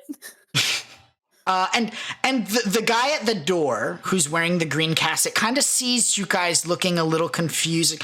Don't worry about that. That is just that is the endless chant. Do you That guys doesn't make me worry less about it. It sounds even scarier now. do not worry. Do you guys know of the history of Candlekeep at all? I can't say we were told much except to bring books. That is good. I mean, you wouldn't be here if you didn't. He's Well, definitely from this plane of existence. So She doesn't need to know that. very long time ago, and when I say very, I mean the year 75. Oh. Candlekeep had been open only for a little while when a seer came by the name of Aluando. He had dreamt of his own death and furiously wrote down as many prophecies as he could. He died in the year 76. It became quickly apparent that pretty much everything he wrote was coming to be. Some of his writings are, simple 2 sentences, and some are scribbled scrawls. But once we learned of their importance, we decided to never forget it. So we have monks who are assigned to chanting out all of his prophecies that have yet to come true.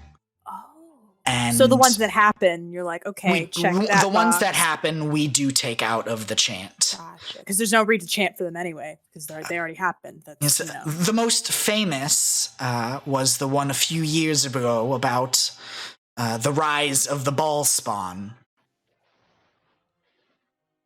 I'm not familiar. This was a few years ago.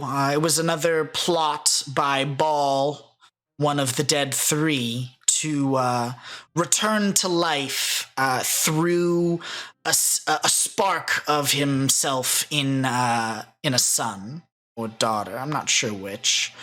If you wish to learn more, In Baldur's Gate 1. Shh. I'm listening to what the green guy got to say. if you wish to learn more, play the video game Baldur's Gate 1 or 2. God damn it! I don't have time for that. Because video. I don't know the lore off the top of my head of those games, damn it. I'm sorry. So that is what they do, and we have monks who replace them on a rotating basis. Once we started the chant, we have not stopped. Oh, what happens if you like? How many prophecies have been written? Many, many, many. Well, but you don't say them all anymore, so Oh, that is true. It's It gets dwindling. The list is dwindling. The chant does get a little shorter as the time goes on. Are there weird question? Okay, I'm sure you don't, or maybe you do get a lot of weird questions. This is kind of an odd place. Certainly do. Are there any chants, the ones that are still ongoing that haven't been proven that you're like kind of worried about when they happen? Like I any mean- that just strike you as, ooh, I hope we keep saying this until everyone's dead. You know, like you just don't want it to happen. Yes, there are the different prophecies of the end of days. Mhm. Yes. Yeah. Mm-hmm. We cannot say when those prophecies will come to fruition. Obviously, right. So we sort of just, we're glad to know that there are prophecies that have to be last. Yeah, I suppose so. Because the others have to come true, yes? Yeah. Can't come It's true just a matter of after the when. end of days. So, Actually, I do have a question for you. I'm okay. sorry. And he like stops pulling out a small book that he was pulling out and he's like, yes? How often do you receive information on the Feywild passing through your gates? I mean, not particularly often. We don't have a ton of plane shifting. We have wards in place to prevent certain teleportations from occurring on grounds. I mean, of course, there are some creatures that have get around this, but for the most part, it prevents casual teleportation in and out and plane shifting. We do have, archdruids and books of the wild here as well. I might be inclined to see them, if at all possible.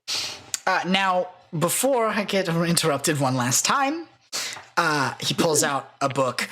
May I have your names and the purpose for your visit?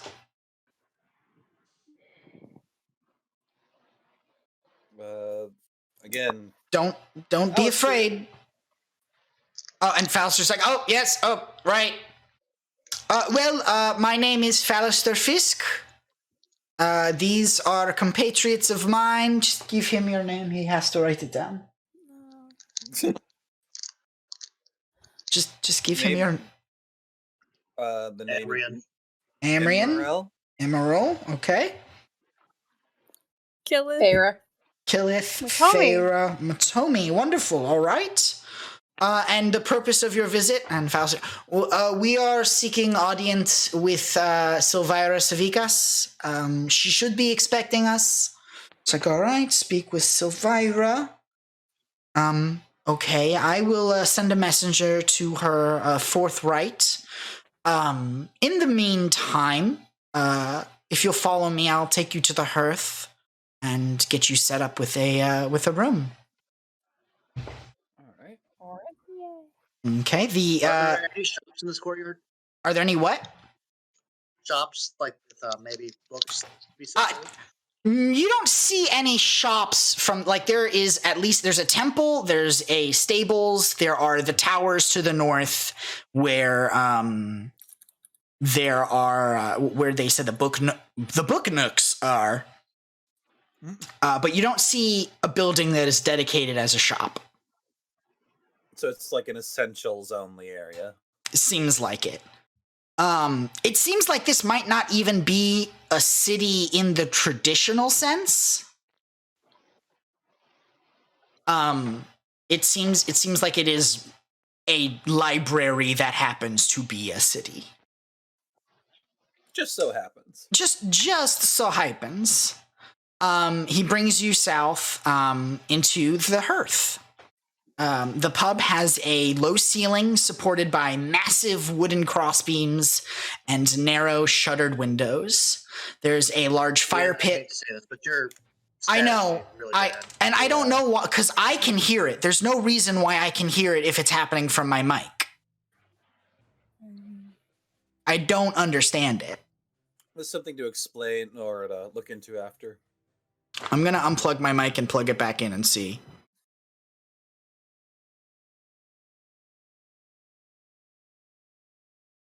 That would fix it. Yeah.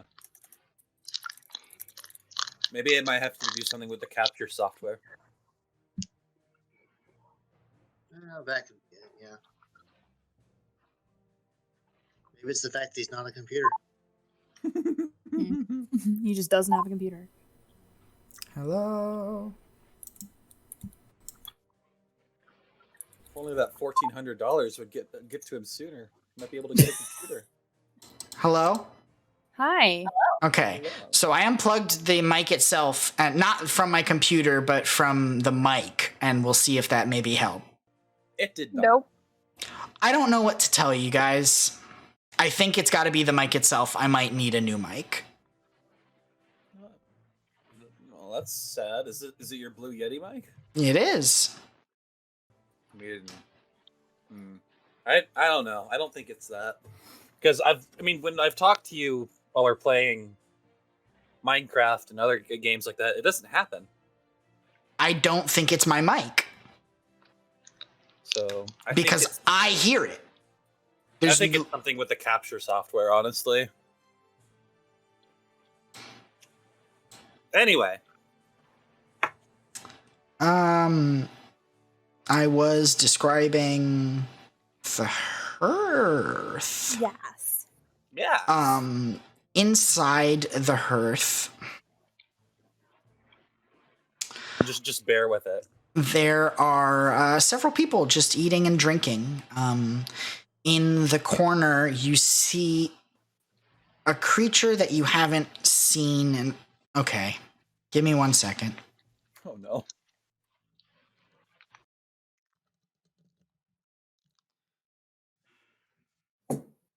This episode brought to you by NordVPN. Can you hear me? Am I alive? Yeah. Okay. Yeah. Is a creature... I don't get it. I want to die. I die now. Oh no. A creature you haven't seen in a long time, but it is a creature that you sort of recognize, but you don't really recognize them in this kind of situation. There is a large ogre in the corner. What? Sitting on 2 chairs because 1 chair is not big enough.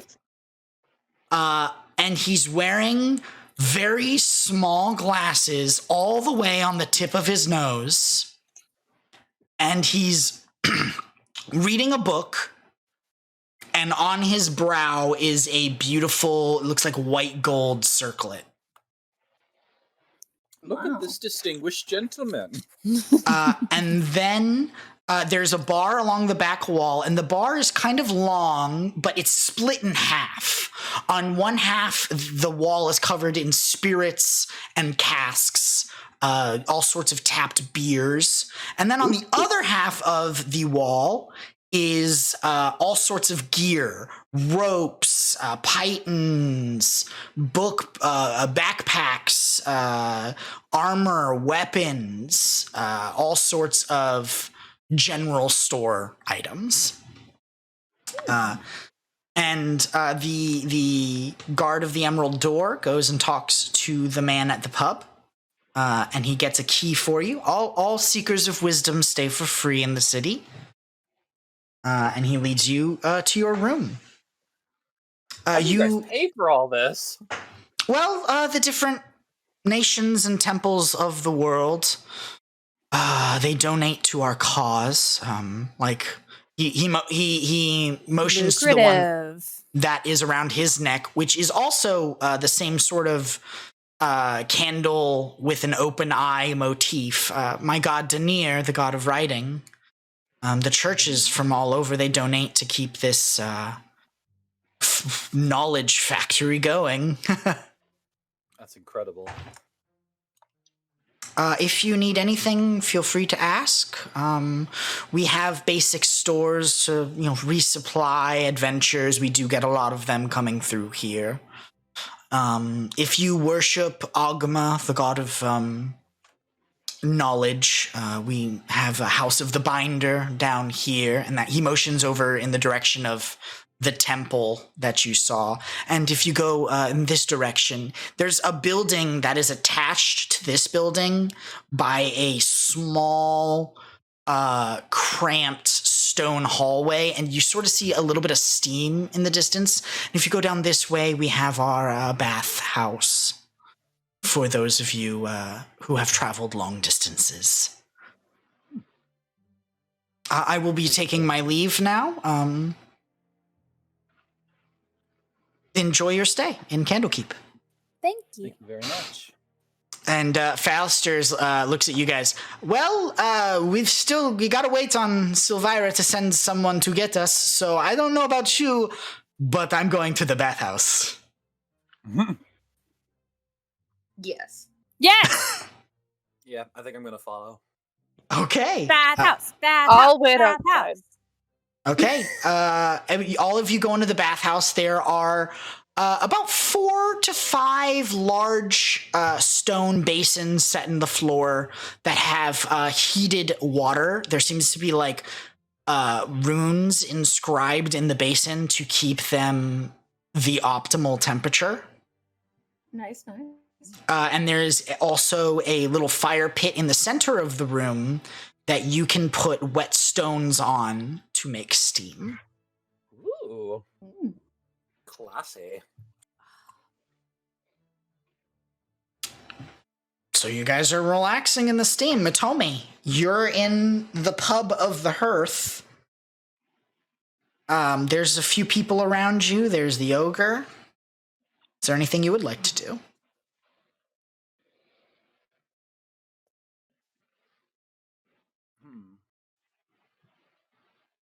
Have a staring contest with the wall?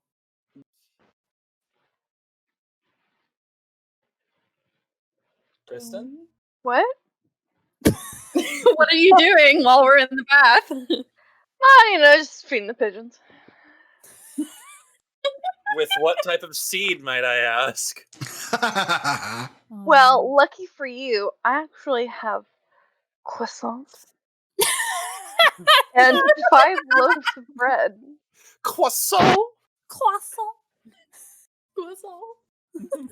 Croissant.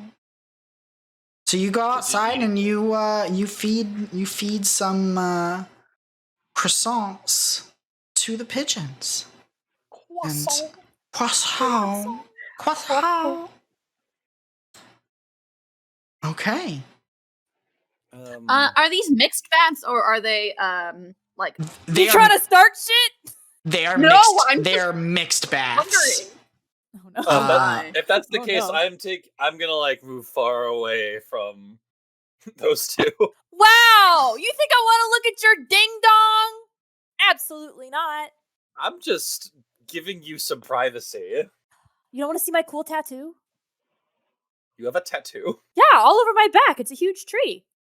What? Look, and I I cover instantly myself strike- and turn around. I instantly go to inspect the tattoo. Oh my gosh. So it's like a giant tree that starts from like obviously the base of my back and it comes up and like goes around my shoulders. And obviously you would never see this unless I'm literally just not wearing a shirt because everything covers it. And part of the tree, the like left hand most part of the tree is like springtime, and then it moves to like summer, and then it moves to autumn, and then the rightmost is like completely devoid of leaves. And there's a bunch of different names in Elvish just like across the trees. I can read Elvish. They're names of my family members. Oh shit! It's literally a family tree. It is. So I think it's beautiful. I like it. Even though I I'm can't see it. actually, but I am gonna go to like a far point in the bath, and I'm just gonna sit down and meditate, and try to reach out to whatever god that there is, to look for to look for answers as to why in my travels I've suddenly ended up undead. Because that wasn't the case before. it was never like this before. Why did we decide today was the day to do that? okay. Could you give me a religion check as you sit in the back corner of this steamy bathhouse? The sound of water sloshing as people get in and out. All right. That's So- not religious. I have a -1 to religion, Oh no.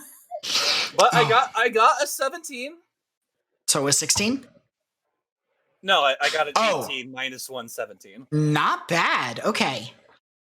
as you are sitting, meditating in the corner of this room, you close your eyes and concentrate on that slish slosh of the water. And it fills your senses. Just the repetitive motion of the water in combination with the sound in your mind brings you deeper and deeper. And as you reach out to ask this question,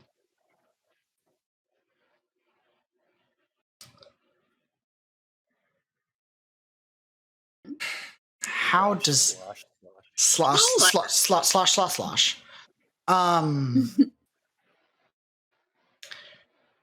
You get a feeling that you're wrong.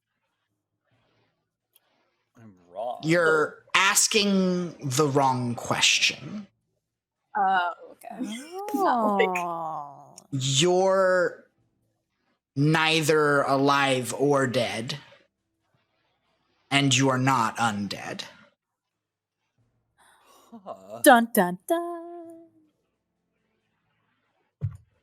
That's certainly that gives me more questions than I have answers for. But this comes through like thoughts. Like this isn't like some entity just tells you this. This is just a feeling on the inside. Like an intuition? Like exactly. Okay. Interesting. Matomi, you are outside the hearth feeding pigeons. When you see coming flying over one of the walls closest where the emerald door is, a very fat, very sallow-looking imp flying towards the hearth. As he flies by, you hear him muttering to himself. And he flies into the hearth, the inn. Is that where my friends are? They're in the bathhouse attached to the inn. Yes. Amrian's in the corner of the bathhouse. Matomi. Amrian is in the bar. Amrian's at the bar, right? So where he belongs. Amrian, you see an imp fly through the front door. And dart to the left towards the entrance to the bathhouses. Okay, hold on. Aaron's going to make a wisdom saving throw on this one. Okay. If he fails, DC 10, it'll go badly for everyone involved. Uh-oh. This is what I like about my life.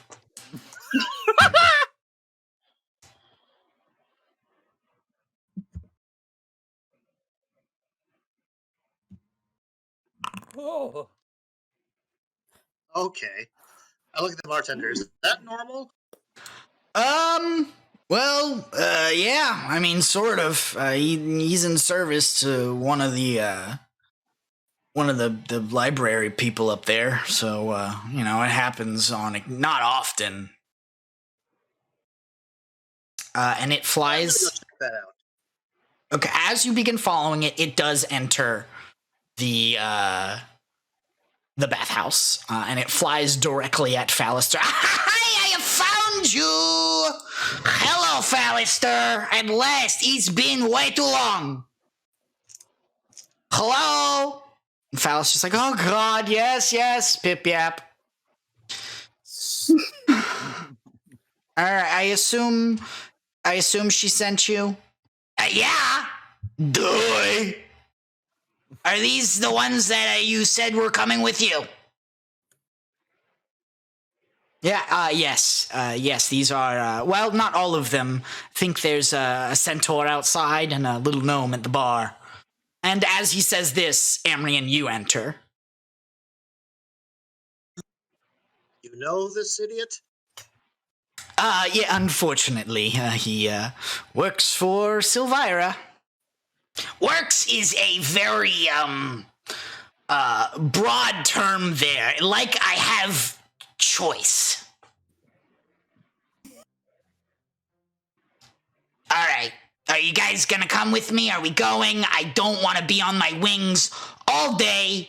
As you can see, I'm very fat. And it's a strain on my wings. Hello? You ever thought about maybe doing like some sit-ups? Maybe some like P90X or something. Some curls? I'm sorry. No. P9, that's built for that's devil shit, man.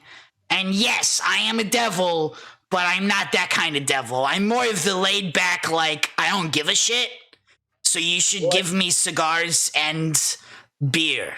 Well, I thought since it would hurt like hell, that'd be kind of your thing. I'd like to do the hurting. I don't like the hurt. Wait, are you dumb? Is he dumb? Did you bring Sylvira dumb people? They're capable. Okay, so I hear dumb. Are we going? Yes, very. Name's Pip Yap. I snort. I'm sorry, have you ever met... Do you know imp names? Are you a master of imp names? Do you know that is a imp... It's a good name in imp culture. And we've met imps. We've also killed a couple. Oh, cool. Big man. Killed the lowest devil on the totem pole. Look at me. I'm so sorry you think of yourself that way. I should because I am. Oh my god. Do you need like therapy or something? Get out of here! Let's go. And he starts like floating out the front of the hearth. This is so depressing. How does he even fly when he's that fat? I heard that, and it's You were very supposed difficult. to. It's very difficult. I do not like it. Oh, is this a pity party now? He looks like Poor a hummingbird. Nah, a pity party. He like snaps his fingers and a small violin appears in his hand. Look at me, I'm so depressing. And then it disappears out of his hands.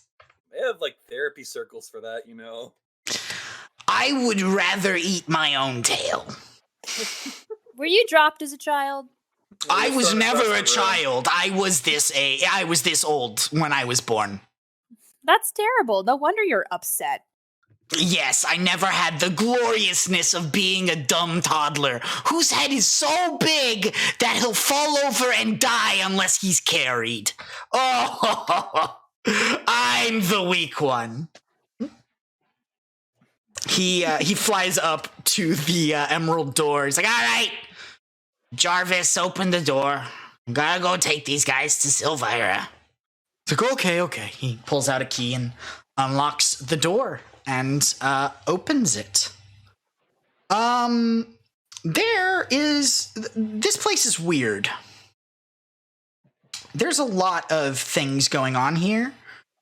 So I'm gonna roll some stuff for you, or I'm gonna have you roll as soon as I...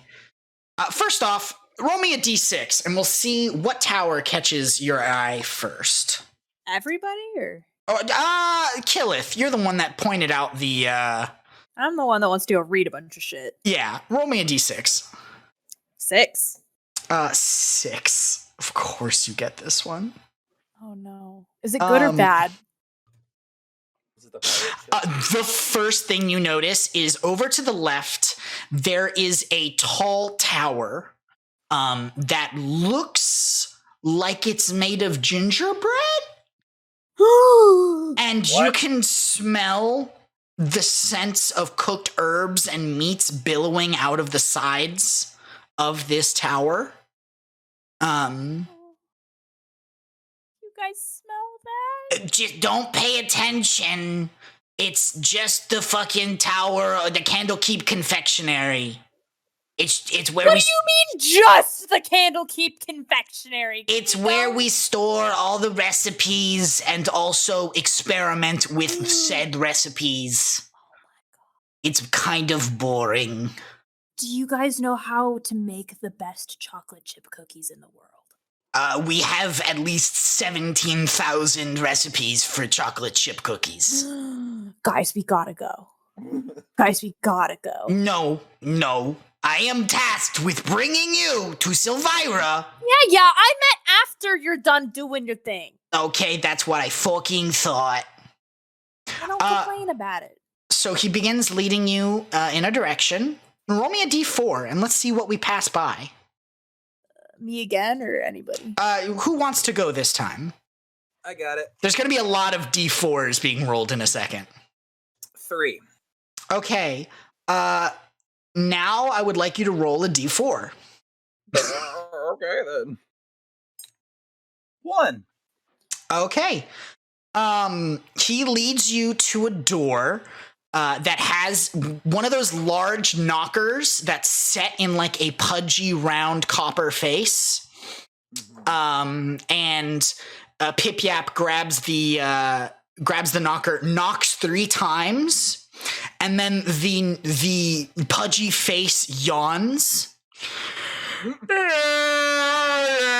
you know the drill. Give me some gossip. Come on.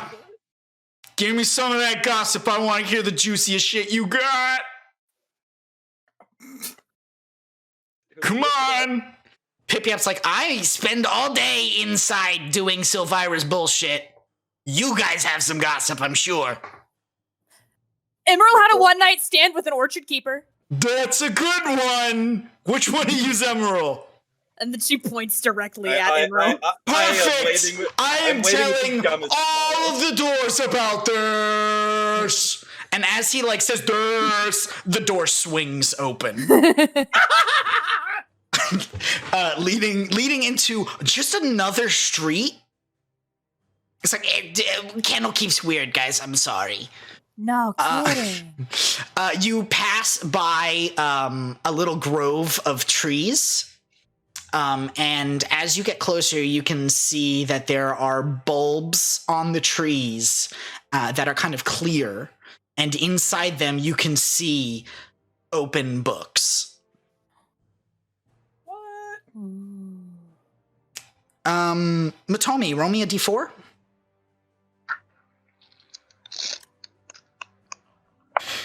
Four. Okay. Then roll me another d4. 3. Okay. All right, we got to make it through this room here. So just enjoy it, I guess. It's just a lot of music. And he opens up just a really small door that looks like it might be similar to the one that asks for some gossip that'll lead to another street.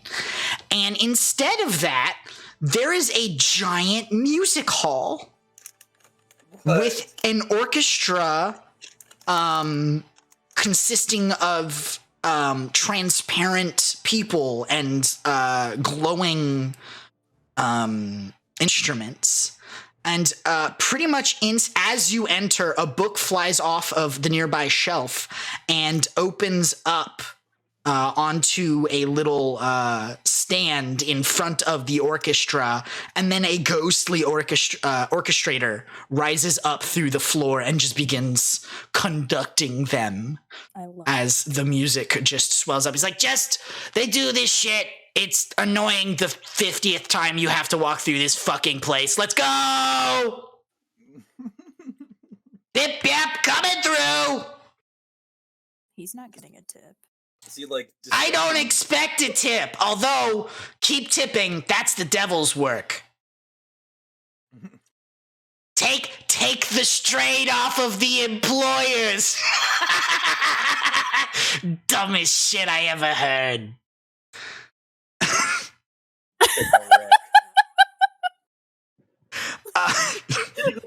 With the social commentary, aren't we? And he brings you to a small circular tower, and he brings you up a couple of steps. As you go up, the walls of this circular tower chamber are punctuated by arched windows that are currently shuttered. There are bookcases filled with eldritch volumes standing between the windows, while tables are crowded with specimen jars, alchemical equipment, and other clutter. And engraved into the floor of the large chamber you step into up the stairs is a large 9-pointed star. A middle-aged tiefling dressed in wizardly robes stands by one of the windows, caught in a fugue of intense contemplation. And she kind of looks over, and I can't tell you how pleased I am to see you, says the tiefling. What have you brought me? Fallister goes, these fine folks found me in a prison. You were right, Van Thampers. Real bad. But we did get the puzzle box. And he like looks it over at you guys. The puzzle box, bring it out, guys. That's in the bag of holding, right? Yeah. Amryn will grab it out of the bag. Okay. You pull it out. As she reaches forward to like kind of take it, she does kind of glance in your direction, Killith, and she like looks at the shield on your back. Did not expect to see that. Okay. Good Honestly, to know. I didn't either. All right, we're going to have a talk about that, but after the puzzle box, yes. Trust me, I would love to talk about it as well. Yeah. Wow. Lot going on in this tower A lot right to now. unpack. Yeah. Okay. I'm glad that you brought the puzzle box here. I have always had my suspicions of the High Overseer for quite some time, probably since he made himself the savior of his city. I've been suspicious. I met him years ago, pretty much right after he saved El Terrell, and my instincts told me he was a charlatan. So I wish to prove this theory, and I think you've given me the tools I can use to prove it. May I examine this puzzle box? Sure. Absolutely. Okay. She examines the box a bit, and she finds a side that sort of looks like it's got like a maze on its surface. And Pip-Yap, go get the vial on the second shelf of the alchemy table.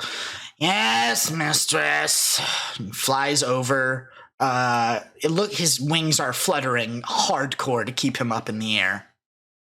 And he brings over this small vial, which she pours a little bit into the entrance of the maze, you would assume, and she begins moving the box around, and the liquid follows a maze-like pattern on it, and as it reaches the center, avoiding all of the pitfalls, you watch on the other side of the box, a little section of it pops loose, and now that that's loose, she begins... This is a process that takes an hour. Slowly putting together each of the little... Like, once a new thing pops out, she begins examining each of the sides to find out what's the next thing that needs to be pressed or pushed or turned or spun.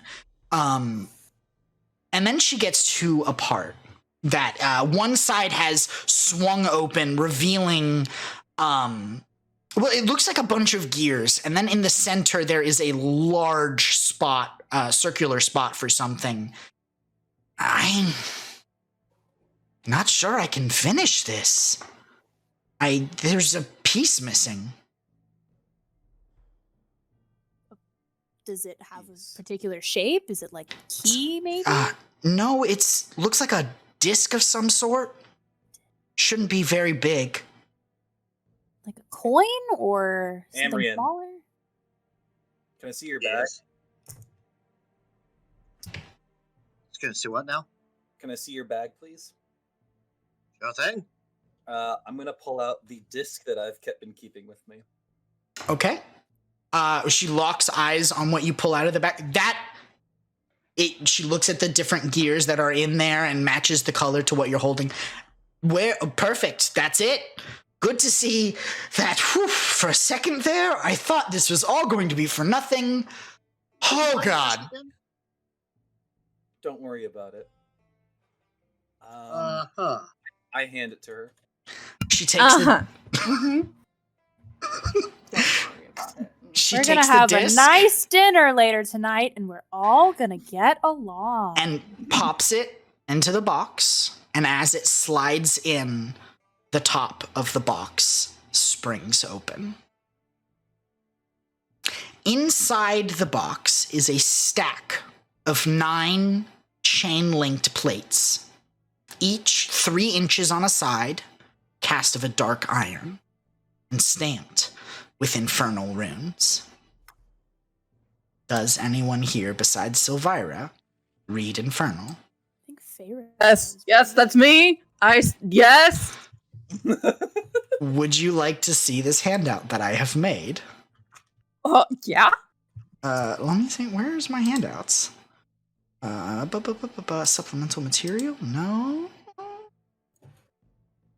Where did I put you?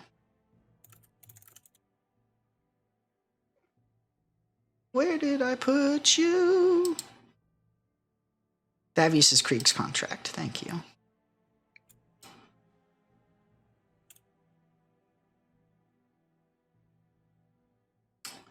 Show players.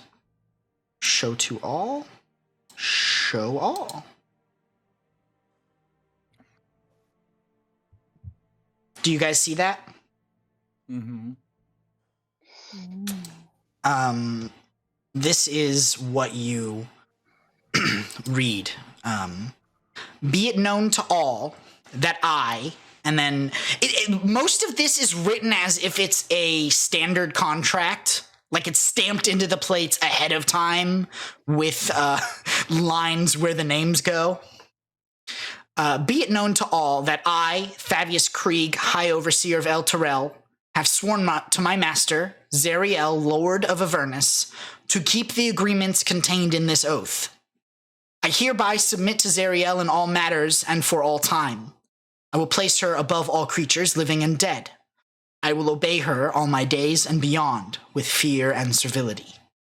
I recognize the dispensation of the device called the Solar Insidiator, hereafter called the Companion. In my capacity as High Overseer of El Terrell and its vassal territories, I acknowledge that all lands falling under the light of the Companion are forfeit to Zariel. Oh, shit. All persons bound by oath to defend El Terrell are also considered forfeit. I further recognize that this dispensation will last 50 years, after which the Companion will return whence it came, taking El Terrell and all its oath-bound defenders with it, if that is Zariel's wish. All this is my everlasting pledge. And with that... Read out loud. Yeah, is it? Yes! Sylvira reads this out loud. She would read this out loud. I instantly turn around and look at Rhea. Yeah, that's what I'm thinking. Yeah. She is stone-faced. And then she looks at all of you in the eyes. Zariel wants my... Firebolt. If Zariel wants my soul, she can come and fucking take it. Don't think you want that. She's welcome to try.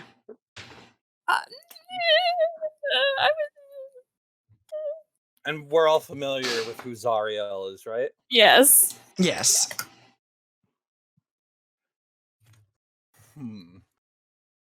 No, I don't think that's the thing you want to happen. Well, that's... Whew, that's a lot. That's a lot. Oh, shit.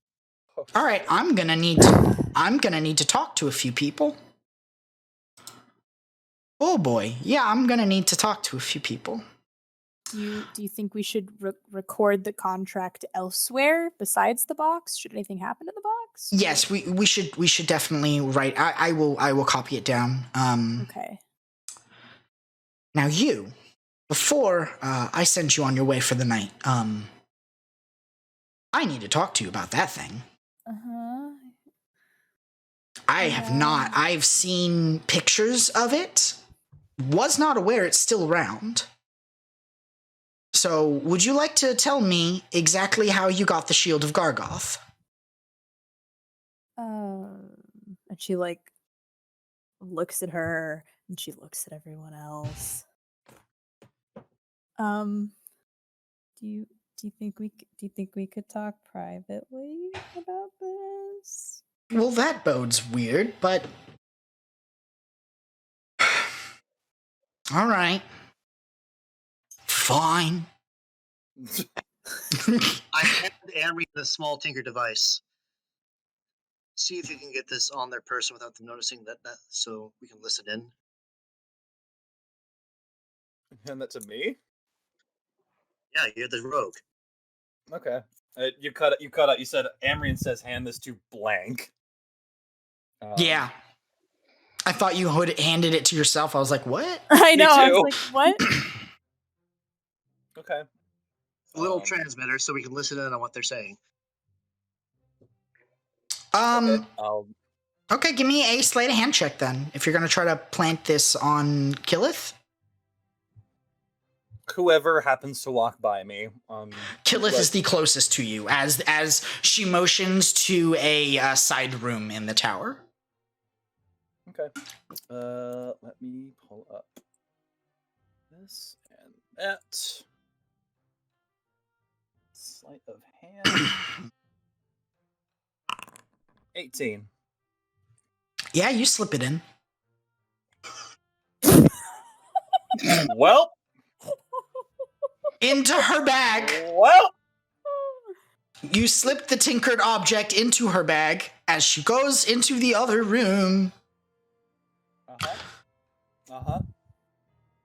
Give me, because this was all went really fast. Amrian, give me a spellcasting check. Just roll a d20 and add your spellcasting modifier. Okay. Because this is a stretch for what your free tinkered object can do, I think. But I do like it, so I'm letting you roll. Yeah.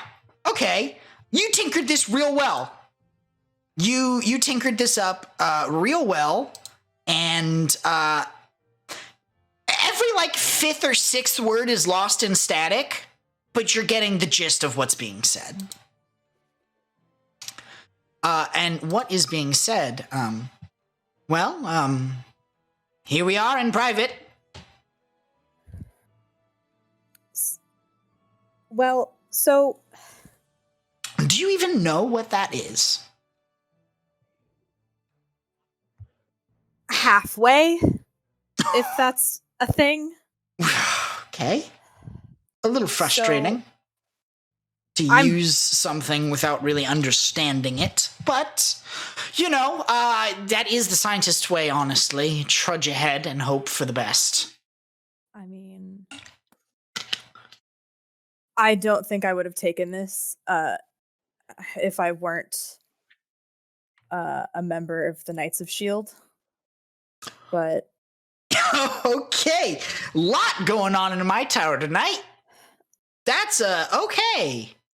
So that's where it's been on.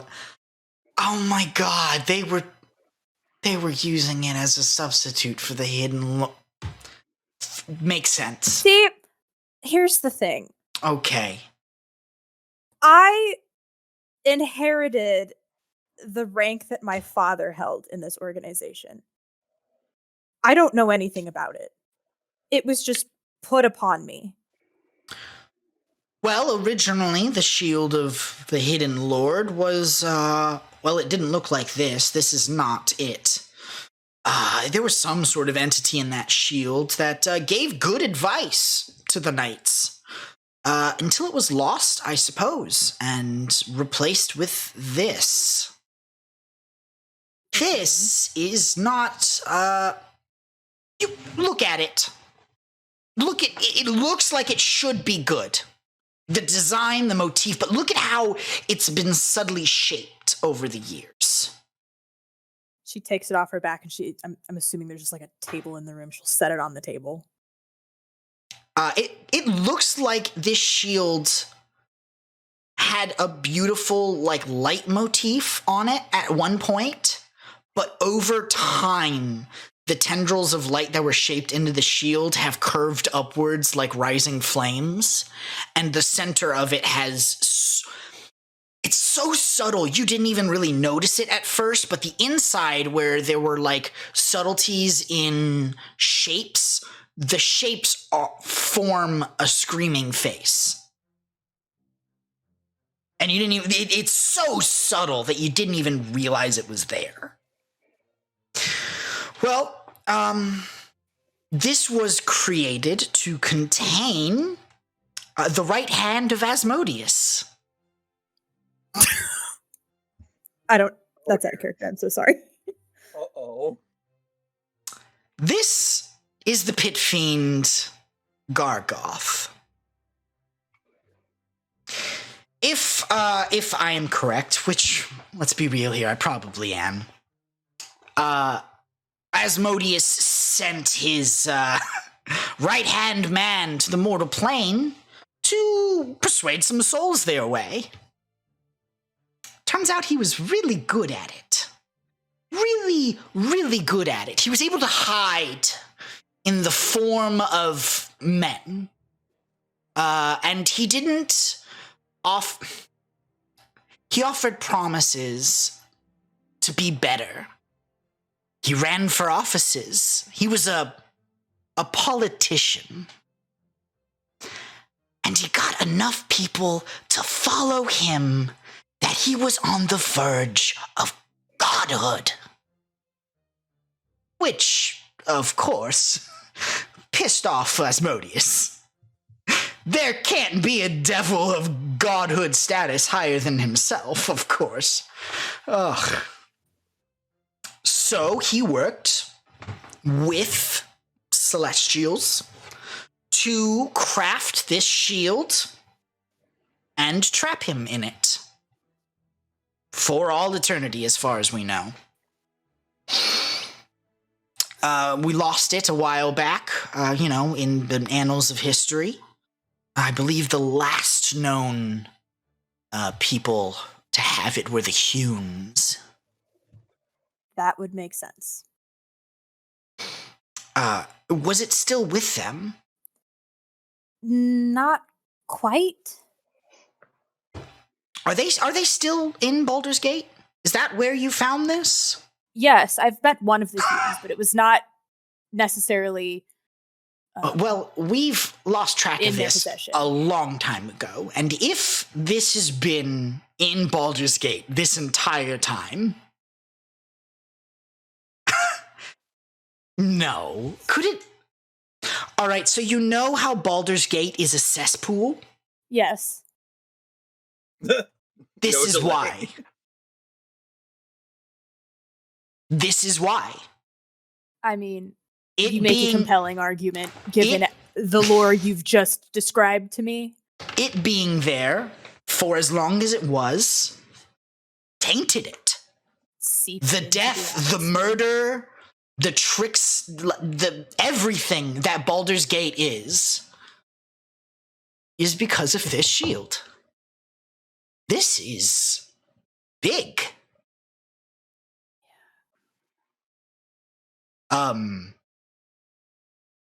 Okay, I have a lot to think about tonight. I am going to send some letters out. Tomorrow, say tomorrow at noon, we are going to have a crisis conclave. Going to get together the leaders of Candlekeep and discuss where to go from here. And I would like you all to be there. Okay. And I would also like you to bring that shield, please. Okay. Okay. Well, I've got some work to do.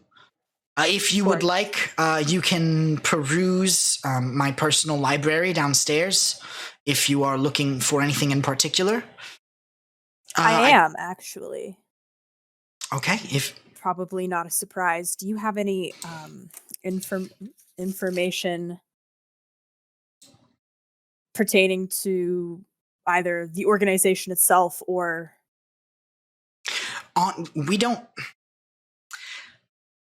We know of the Knights of S.H.I.E.L.D. We don't know a lot about the Knights of S.H.I.E.L.D. They are a secretive organization. You'd think being a member I would know something, but I don't. It does be like that. It really do. It really do. If you have any other topics of interest to research, let Pip-Yap know. He will guide you to the appropriate bookshelf. Doesn't seem too enthused. Well, he still has 60 years of service into me, and he knows what he fucking did. Oh! Yeah. What did you do? It's a personal matter. I see. I'm sorry.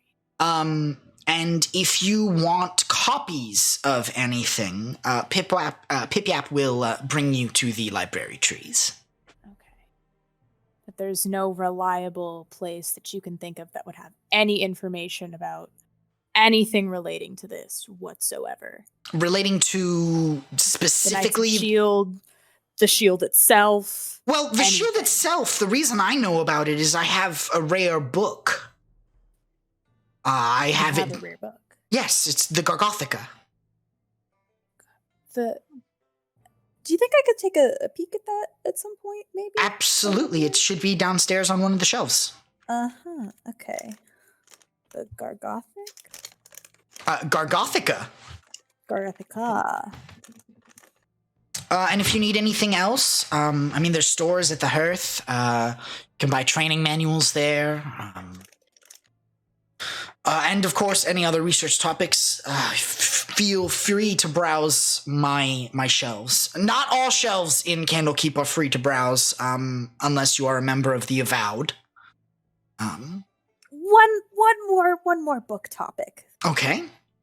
Remember, you can ask Pip-Yap for any of this. I really must start writing these letters. Okay, I know. Just while I have you here, one more thing. Do you have anything, perhaps, on any of the levels of Avernus? Yes, I should have. So you're looking for specifically one of the levels of the 9 Hells of Bator? Yes. Yes, I should have several books on every level. Okay. I should have books on devils and all sorts of lore if you'd like. Okay, any lore specifically pertaining to Zariel? I might have books on Zariel. You just have to look through. Anything will be of great assistance in that. Well, happy hunting. I will see you all tomorrow here in this room, noon, 12 o'clock. Yep. Sure. Good night. You as well. Before we leave, I ask her, for what it's worth, do you mind if I hang on to that puzzle box? Sure. Do you mind sticking around for 10 minutes then? I wish to make a rubbing of the iron plates so that we have a record of the contract that is not so heavy. I don't mind at all. Can I go get that book? Oh, no, you guys are free to peruse the library in my tower. Pip-Yap, get me the book! I ain't getting you shit. You don't fucking rule me. I'll tell you where it is, though. Please show me where the book is. When Killith gets back, I relax my hold on another object so it disappears. Okay. It just falls into dust in your pack. Why are my pockets so sandy? What the hell? All right. Follow me if you're looking for books on shit. It's down Yes. here. All Okay. right, which one are you looking for? The Gargothica. Gargothica. This bookshelf here.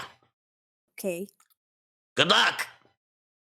Yeah, I'm looking for a book on perception, And she a starts book on- scanning I'm sorry? old books. a book on investigation, and on. Now, I do want to let you know, just because I know what you're looking for here. You're looking for... We don't have those kind of books. You buy those from the shop downstairs, the hearth, the bar, like the training manuals. And only one of them is useful at a time. So you can't, like, stack up on skills, you know? It's too OP. It's too OP. Come on. It takes you a few minutes, but you find, Killith, a book made of 66 electrum pages. They're like thick, 66 electrum pressed plates that are 6 inches on each side. And you learn the following information. Are you gonna just send it to me or? No, I heavy don't is this have. book? It's very heavy. I don't have it in Okay. that form. I should. I'll have. get ready to write it down. Don't worry. The book is electrum bound on the spine with a hinge. It's written in Infernal, and it's called the Gargothica. So you can't read it. God damn it! Can I get one of those fucking wand things? The ring. Whatever the fuck it. I don't know. Something that. Ring of Oh. comprehension. Sure, that. Oh, god damn it. Please, I promise this will be the last thing I ask you for a while. Fucking Christ, give me a second, dipshits. Flies upstairs. They want a fucking ring! Do you have one? I don't fucking... The ring, the one that makes you understand shit. I don't fucking know. You started it! For a city Fuck that's a you! library, it sure is loud. And he flies back down. He's like, all right, this is a charge on it, and then it needs to be returned. Okay. Thank you. Okay. You put it on, and you can cast, for one time, comprehend languages. I get my journal out and I start reading. Gargoth was once a powerful fiend aligned to Bel, the ruler of Avernus at the time. He was a cunning politician who alienated many powerful fiends through his trickery and deceit. Gargoth took to wandering the plains, trying to establish a power base that would enable him to return to Avernus in triumph. That's about it. Oh, no, there is, I'm sorry. I forgot the coolest part about Gargoth. I was like, this sounds really boring. I didn't come here all the way for this.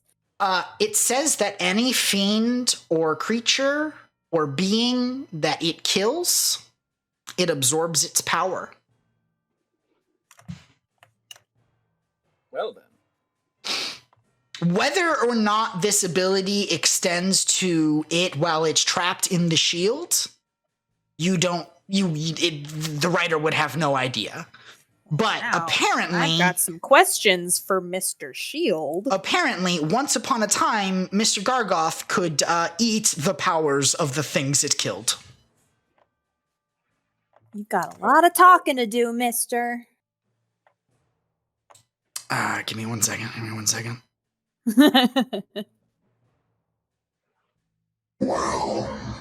I pulled you out of that gross sewer. You should be at least a little thankful. I am very thankful. I am just... There's nothing I can do. I'm stuck in a shield. Well, no shit. I kind of just figured that whole thing out.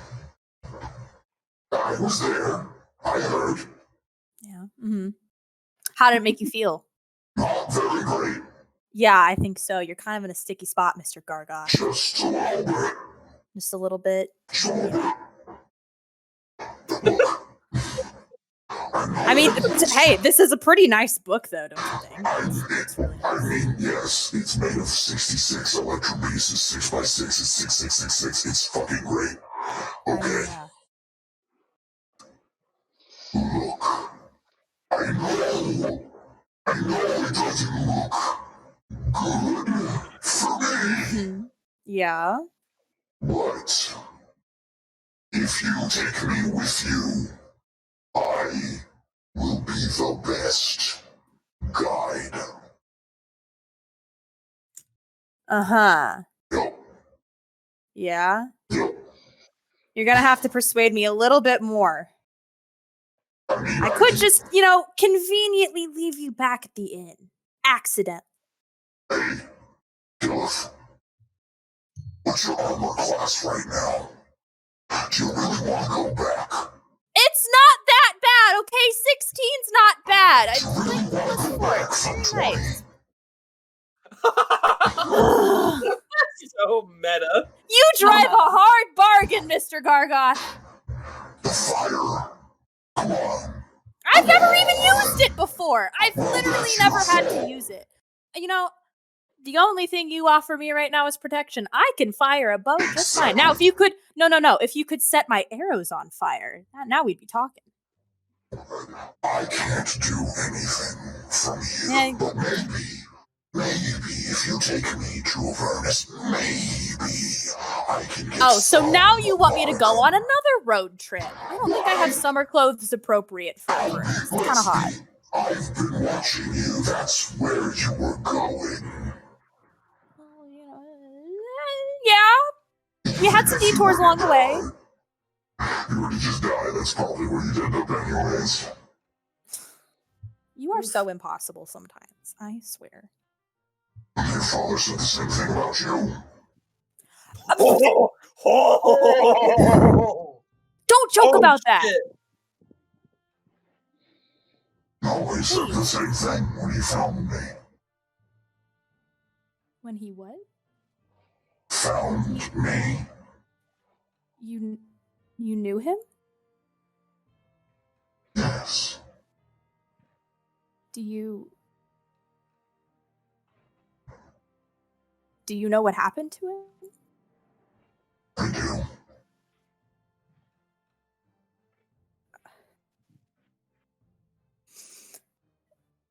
Everything has its price, dear. Oh shit.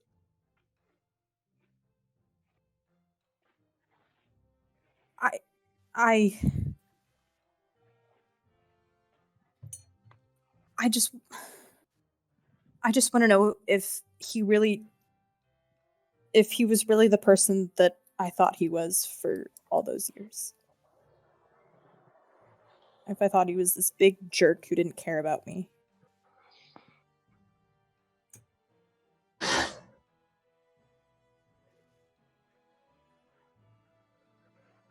Seemed like you would even know that.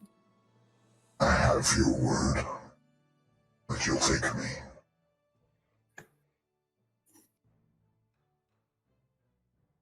I don't even need to go far. I just want to be taken.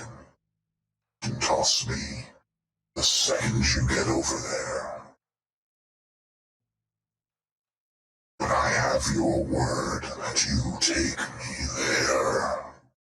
And I'll tell you what you want to know. Insight check.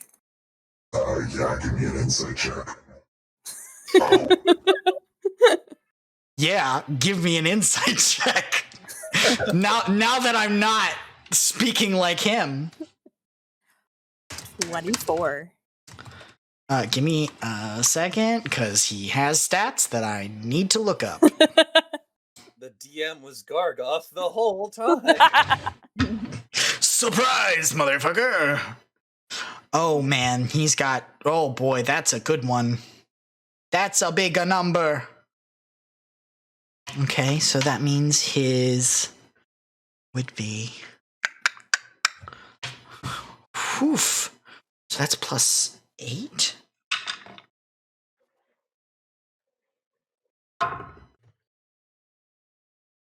As far as you can tell, he's telling you the truth.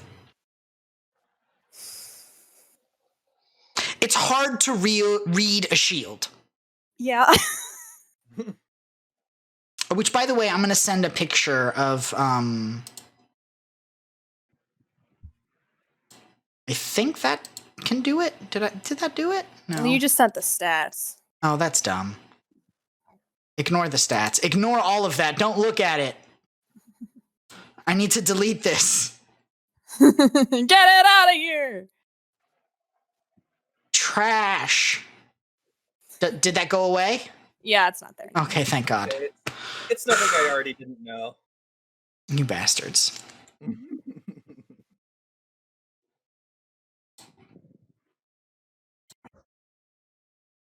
So, do we have a deal? Yeah, but I'm gonna be real mad if you break your end of the deal. Don't worry. The reason I got as far as I did, the reason Asmodeus. Yeah, you're a crusty politician. I get it. I get it. Scared of me as he was. It's because I don't go back on my word. What is it you wish to know? Did your father care about you? Did he think about you in his last thoughts? I'd like to believe he did, but I feel like he didn't. I feel like he just really didn't care. I've got a lot of daddy issues, okay? But also, I think more of what I'm looking for is about the Knights of the Shield. Because, I mean, you know, I don't really know that much about them. That was my dad's thing, you know? The deal was about your father's thoughts on you. Can't change it after you've made it. Yeah. Did my dad love me? Probably not. He didn't. Until his last moments. Looking back on everything as you die has a sobering experience on an individual. At least you'll know he died knowing he was a bad father, and knowing he was unworthy of you. If only for a moment. Maybe a moment is enough.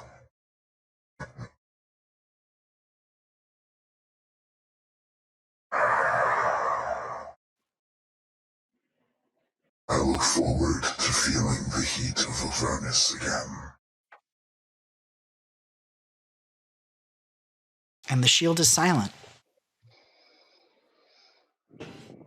Stupid shield. And that's where we're going to end our session tonight. Congratulations, you've just done a deal with the devil. Now it's getting interesting. I didn't even make it to Avernus, and I got you making deals. I'm here for the spiciness. Thank you, everyone, for watching. This has been Donuts and Dragons Descent into Avernus, session 34. We will be back maybe next week, maybe. Who knows anymore? Every day we seem to decide whether we skip or not, and it kills me. Stray further from the light of God. All of our In 2 weeks, I'll be at home for D&D. oh, thank God! All of our sounds more and music comes from Sirenscape. Enhance your tabletop with Sirenscape.com. All of our voice modulation comes from Voice Mod. Yes, what he said. I always forget that, so thank you. I'll always cover for you. Oh, so kind. That takes us out for this week. Goodbye.